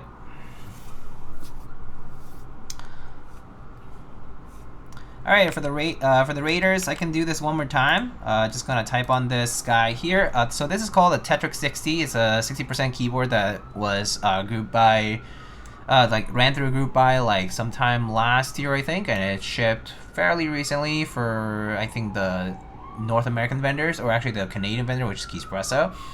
And then that it took a while, but it shipped finally. And then we built this with Boba U4Ts.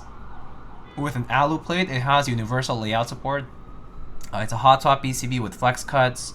The alu plate also has some flex cuts.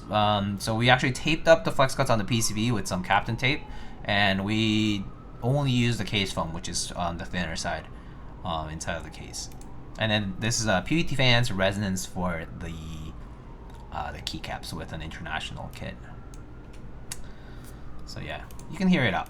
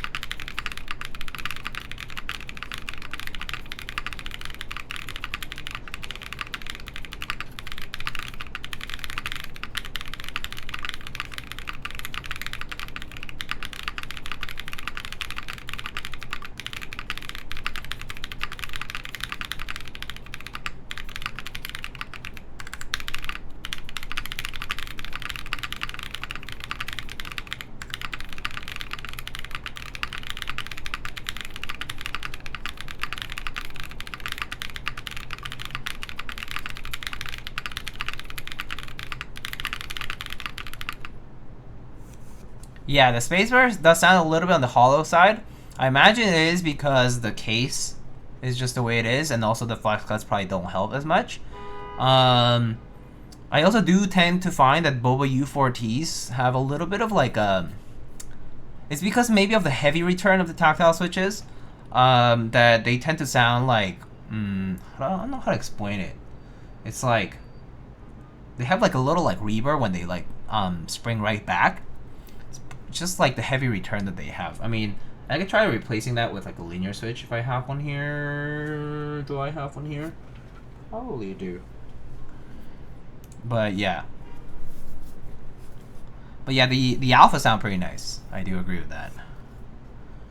Well, actually, I think I have a different linear. This is the RME switch. RME Peach. Pastel Peach switch from Canon Keys. It's like a full travel linear, so if I tried that, I actually don't know what it might sound like. It might sound just a little different. So, but yeah, I do tend to find that the Boba U4Ts tend to have a very pronounced sound, and especially on the modifiers, it's a little more noticeable.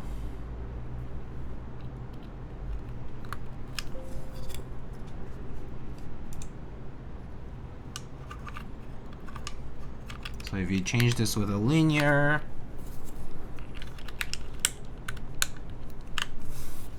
let's see, it sounds like this.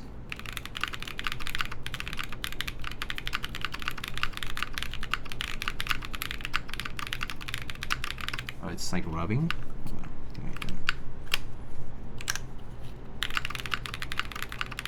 Oh, I think the stem is rubbing against the housing of the switch. I feel it rubbing a little bit. The middle. Box switch design. Must be a little tight on the. Oh, I see. Okay. Some flashing on the stem. I mean on the cap. Okay. Yeah, I think I like the linear sound better.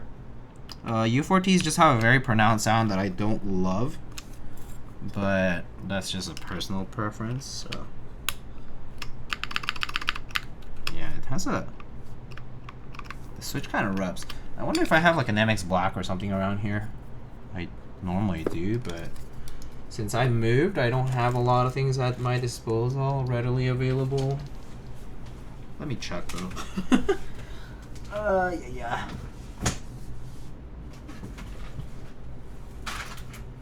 Actually, let me see.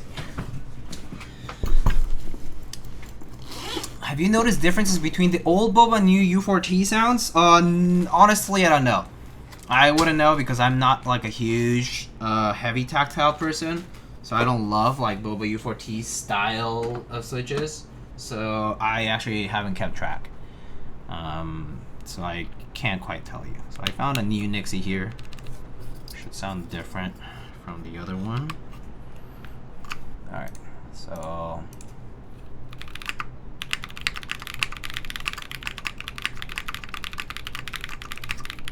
yeah, I think this plate is not the plate, but the assembly is rubbing a little. But I'm gonna scoot it up a little bit. All sorts of little details here.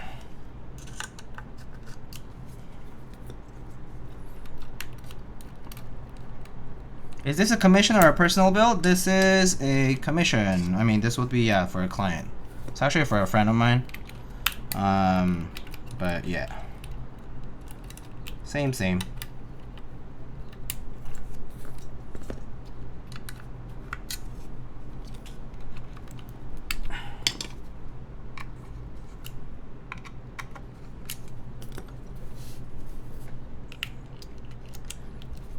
But yeah, whoever was asking about the U4Ts though, no idea.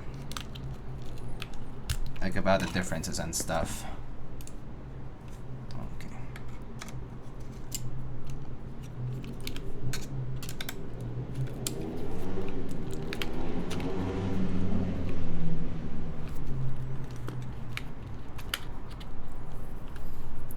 Okay, let's see now.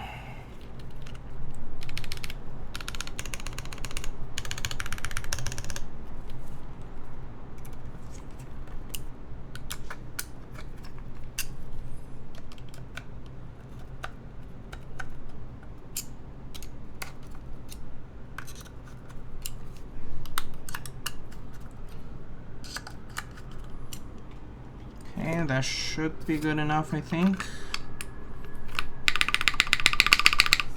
There we go. It's not rubbing anymore.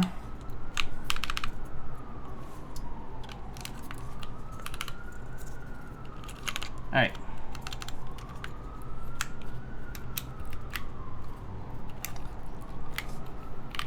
Yeah. So it was rubbing against the case a little bit, the spacebar, so. Alright. So yeah, this is what it should sound like now. This is with a linear switch, so I just swapped the Boba U4T for a Cherry MX Black.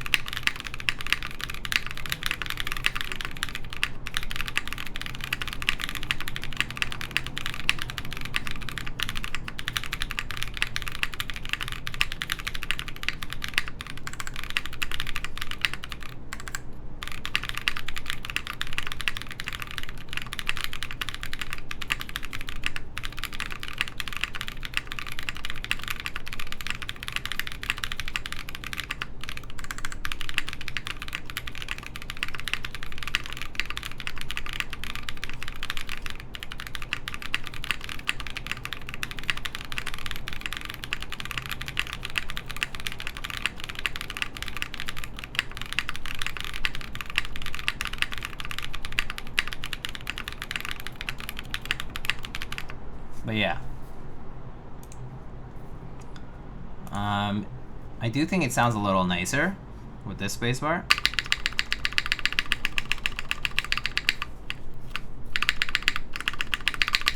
Spacebar sounds kind of louder on one side than the other for some reason, but it might just be the keycap.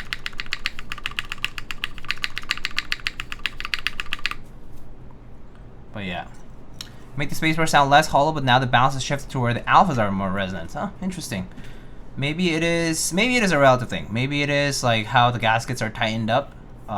So what I could do is always loosen up some of the screws a little bit, re-tighten them to the same extent, and see how it goes.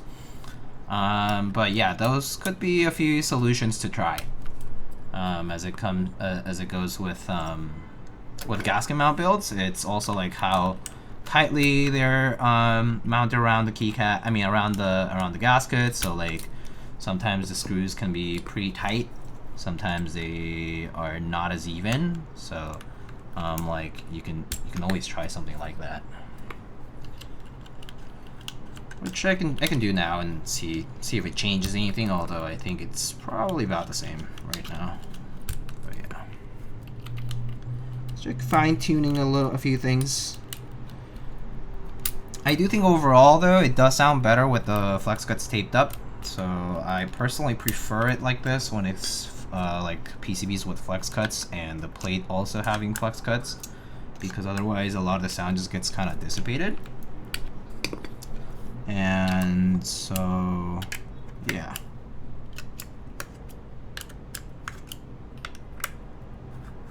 Alright, so now plate's now like a little bit more loose. Okay, so just make sure it's nice and centered.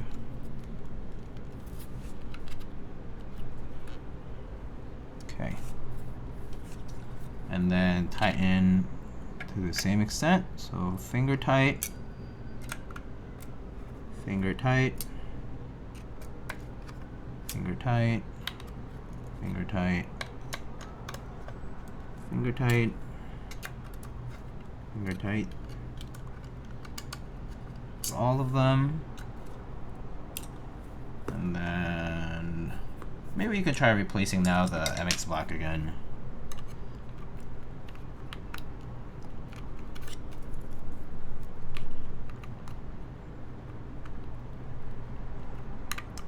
I'm having a hard time doing this now.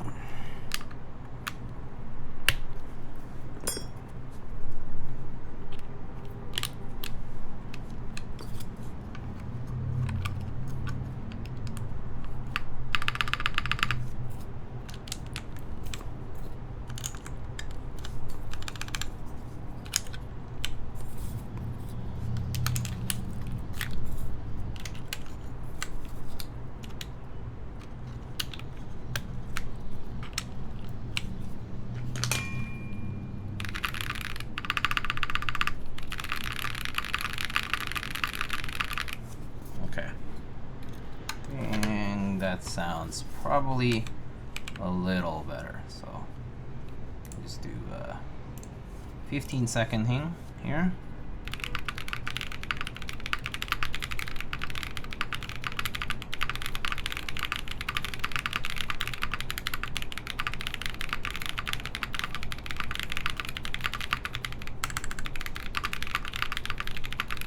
Yeah, I do prefer the linear switch, but I mean, this was the switches that I was provided to build with, so I'm just gonna leave it like this.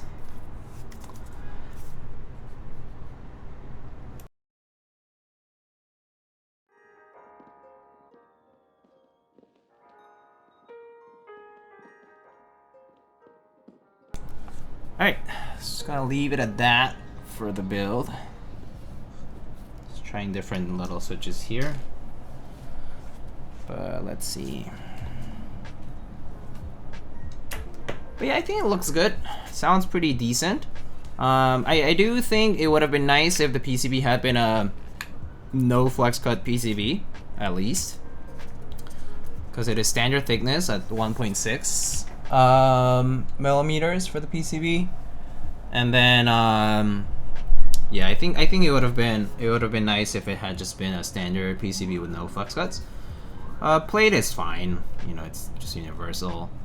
I do like the little Game Boy inspired thing here, the corner, and just like the overall design.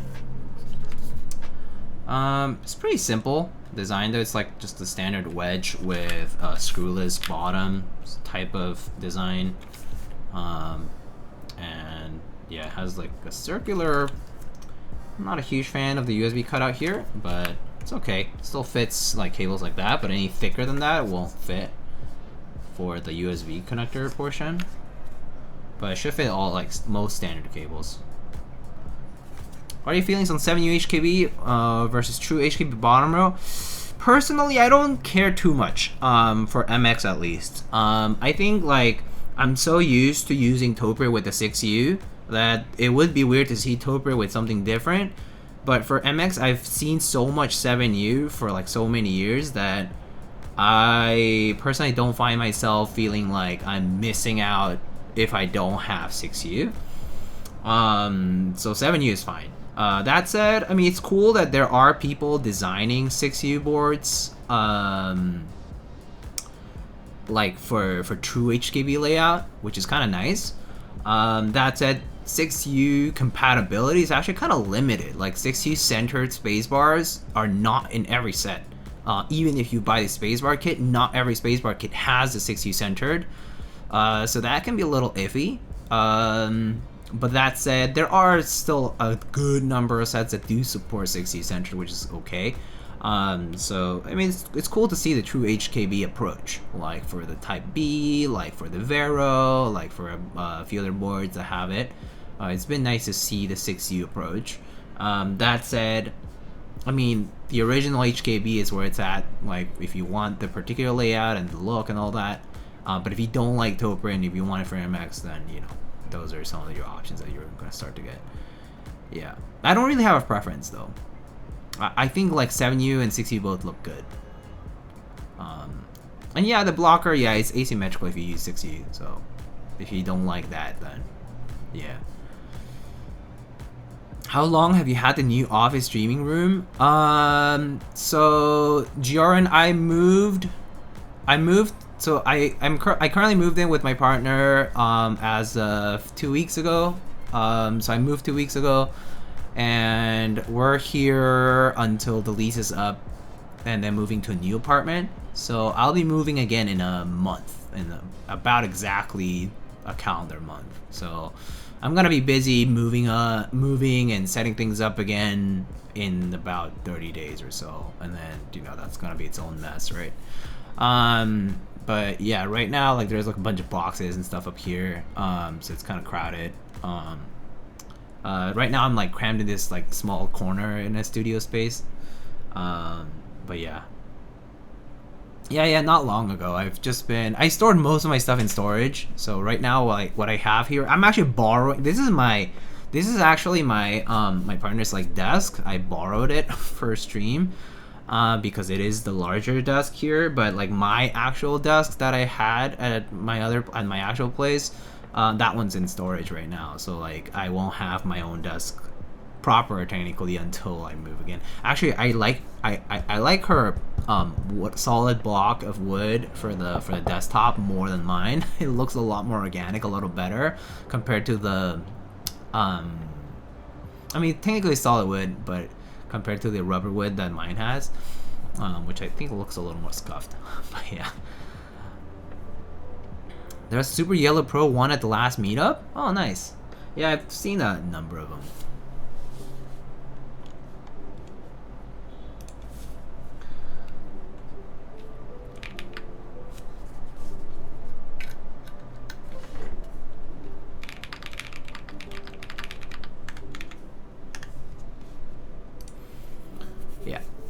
Alright, so that's pretty much the build.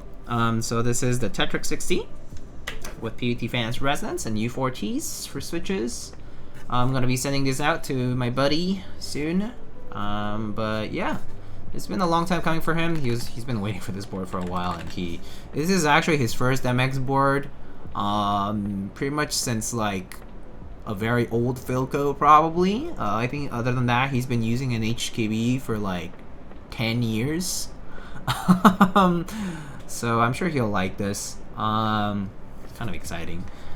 But yeah, nice and simple, all black build. Yeah, I do wish it just had a regular PCB, to be honest. I think flex cut PCB and flex cut plate is not a great combo just because it dissipates too much of the sound and the energy of it. Like, doesn't let the sound develop in the case as much. And even if it does, it kind of like doesn't sound right. Maybe there's too much empty space and empty gaps. Doesn't make it sound too good. But yeah, I think other than that, I don't really have many qualms with the board itself. It functions fine. Do wish it also used like a regular JST cable instead of like the ribbon cable, but yeah.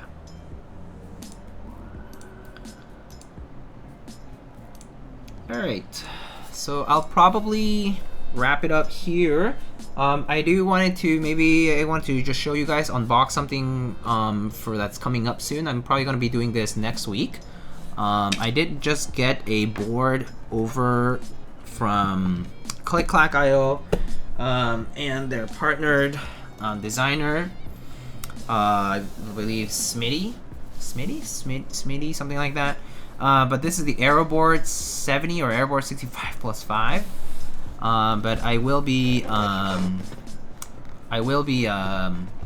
building this sometime next week, most likely. I've been curious. Sometimes your YouTube sound tests sound different from when you do it on Twitch. You do it differently. Maybe it is the difference in the background noise. Like, for example, when I do streams on Twitch, I do them in the middle of the day or like middle of the evening when like things could be louder, or like there's like fans running or like whatever it is, right? Whereas when I'm normally recording a sound test on YouTube, I'm doing it in the middle of the night because that's the quietest time I can do it, or like, you know, like really, really early in the morning kind of thing. So that might affect it. Other than that, like the camera itself is pretty much, instead of the overhead, I'm just using a tripod for the camera. The mic is actually exactly the same. So it's probably that plus the recording, like the file itself just being recording to file. Maybe it's just different, like the codec for it. I don't know. Like the encoding maybe is different. I don't know though. Because technically the placement of the mic is pretty much the same between my streams. Is like almost the same between my streams and like the sound test on YouTube. The older sound test had a different mic though. That like I did switch this mic a few years ago, but I did have different placement of the mic and a different mic a long time ago. Like if you go way back in the channel, you'll see sound tests that I recorded with. I think back then I had like a Blue Yeti probably, and then later I switched to this, but the placement was a little different because I had a different desk at the time. So that probably affects it too, like the surface of the desk and stuff. I mean, everything affects sound, and it's kind of hard to say what the exact reason is. I mean, I do think it's probably had to do with the encoding of the audio itself, like live stream versus directly being saved into a file. So I imagine that's what it is. I do my recordings are a single take and I don't edit them. Like the only thing that gets edited for the sound videos on YouTube nowadays is literally a fade in, a fade out, and then and the gain gets adjusted slightly because when I record a file I noticed that the gain was lower. So I didn't want to crank up the gain all the way on the DAC, but I just like raise the gain slightly just to match, so it's consistent throughout the test, but also I do it consistently, so it's like the same exact amount of plus gain on every video. So some obviously will be louder and some will be quieter. That's about it though. Like process wise, I pretty much try to make it as standard and uniform as possible. And there's no filtering, there's no processing of audio, like reprocessing of audio or anything like that. So yeah, I don't know. Yeah, I mean, I think as long as, I mean, this is the way I approach both photography and like if I'm recording something, does it sound like it sounds in real life? If or like does it look like it looks like in real life? If it's close to it, good enough. If it's not, tweak it a little, but that's about it. Mostly in the interest of time and effort, I don't do too much work on those things. Yeah, I don't really put in too much like effort, so to speak, into them, because I feel like it's just a recording at the end of the day. The best reference to those recordings is other recordings by the same person with the same setup. Comparing it to other people's is actually not a very accurate comparison, because other people have different setups, and other people have different ways to record and different ways to process things, and just everything's different. So it gives you a little hint of what things might be like, but it never is going to be what it is in person fully. So yeah. Yep. Alright, so this is the board I'm going to be building sometime next week. Just wanted to unbox it just to kind of show you what it's like. I've also haven't seen it actually myself, so I'm kind of curious. So it comes with a, whoa, it's a guide. Whoa, okay. So it comes with little tools, T6, T8, T10 tools. What is this? I don't know. Ooh, screws. This is sick. Little screws in a little like milled thing. Neat. So you can actually take the screws out of this thing. It's kind of cool. A little spudger, little guide, like a build guide. This is kind of insane. This is a lot of paper. And this one's in Chinese though. So, oh, it's also in English. Interesting. And then it has like diagrams. It has all these diagrams. Actually, it's all in English. Cool. Comes with a little guide. Okay.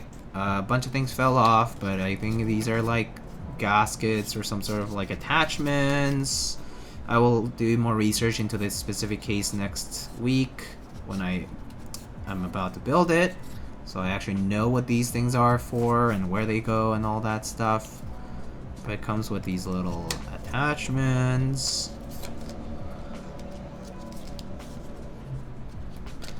Does this one come with terms and conditions? Yeah, props. Okay, well, that's cool. Can I just leave it like this so it doesn't like actually fall off every time I... Great. Every time I open this, this is so much work. They're everywhere.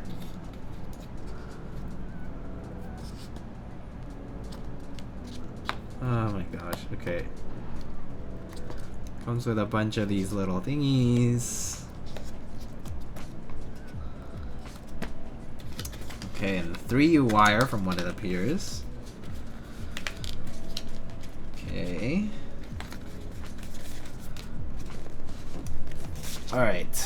And then here we have, well, obviously it's a plate with a lot of flex cuts. I don't know what type of material this is. Can I undo this without... I'm just gonna tear it.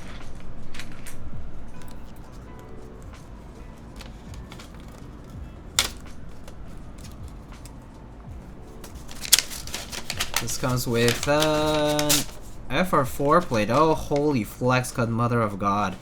Okay. Well, alright. It's like a 65 XT. It's like a 65 with an extra column on the left side, layout wise. And then it's not going back into the bag.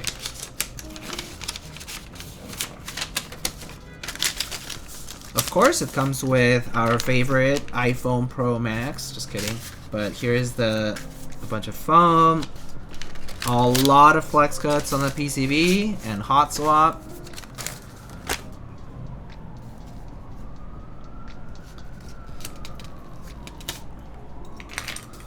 From what it appears.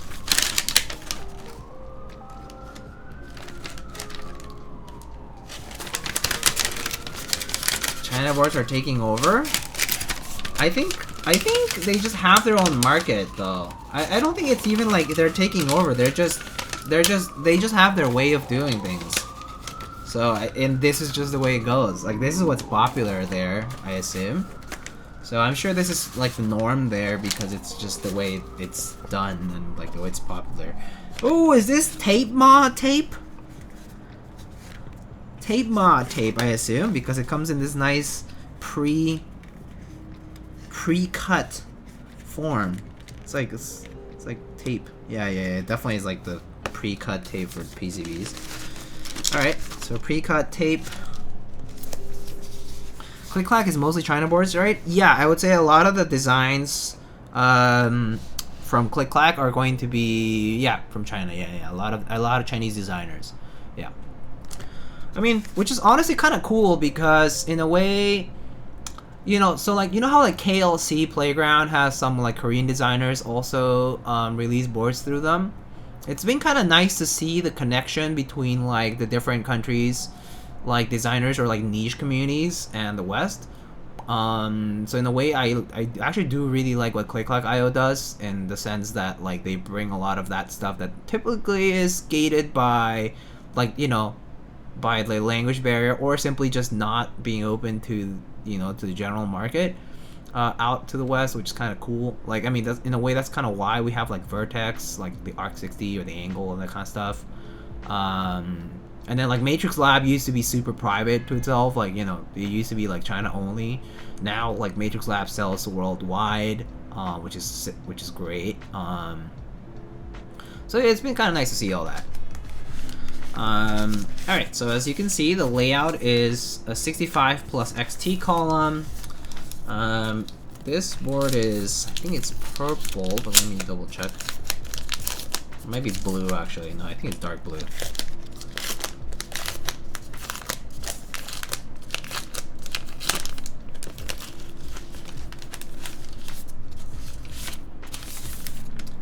No, wait, is it purple? Purple, right? Yeah, this is purple. This is like a dark purple, right?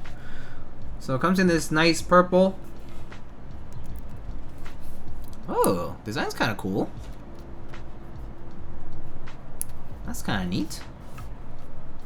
It's like a Thanos purple. Yeah, it's like an eggplant purple, sort of. And the bottom is like a...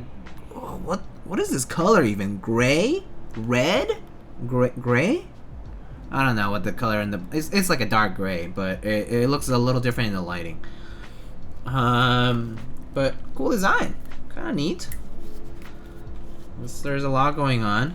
I don't know what this is covering, but maybe there's gonna be LEDs down here or something. But yeah, looks nice. Looks cool. Alright, there's our daughter board over there. Taped down. There's our little case foam. There's a grill on the back here. These are this is an interesting design. Cool design. Pretty neat. Pretty neat. Anyway, I'm just gonna leave it at that for now. I know I already opened it up and ruined the surprise, but I will be building this sometime next week.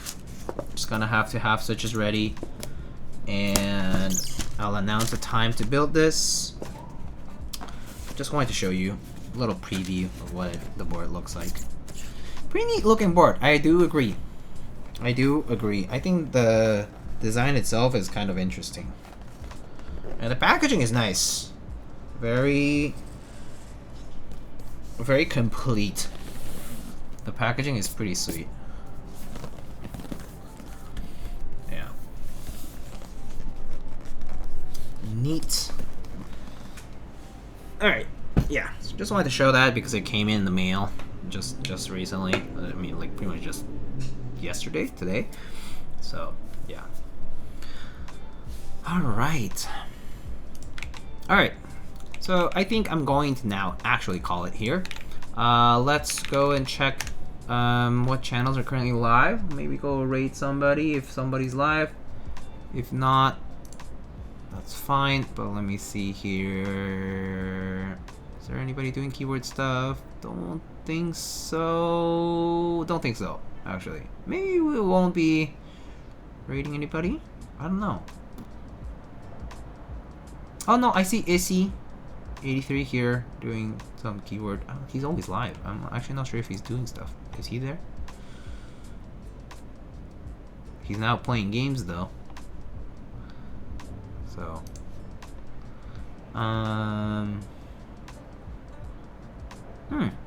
okay. Don't really see any other people doing stuff. Guess we can just wrap it here. Don't have to raid. Alright guys, I'll see you guys next time. Probably building the aero board next week, and then I'll be building some other stuff soon. I do have some other prototypes coming in. I believe they're either in transit or they're about to be. So pretty excited to show you guys more. But anyway, today was the first EU friendly stream in a long time. Hopefully I could do this more often, but no guarantees. But hope you guys enjoyed it, and I'll catch you guys later. I hope you guys have a good weekend. Have a great weekend. Be safe. Stay hydrated. Stay cool. And alright. Just gonna wrap it up. See you guys later. Bye bye.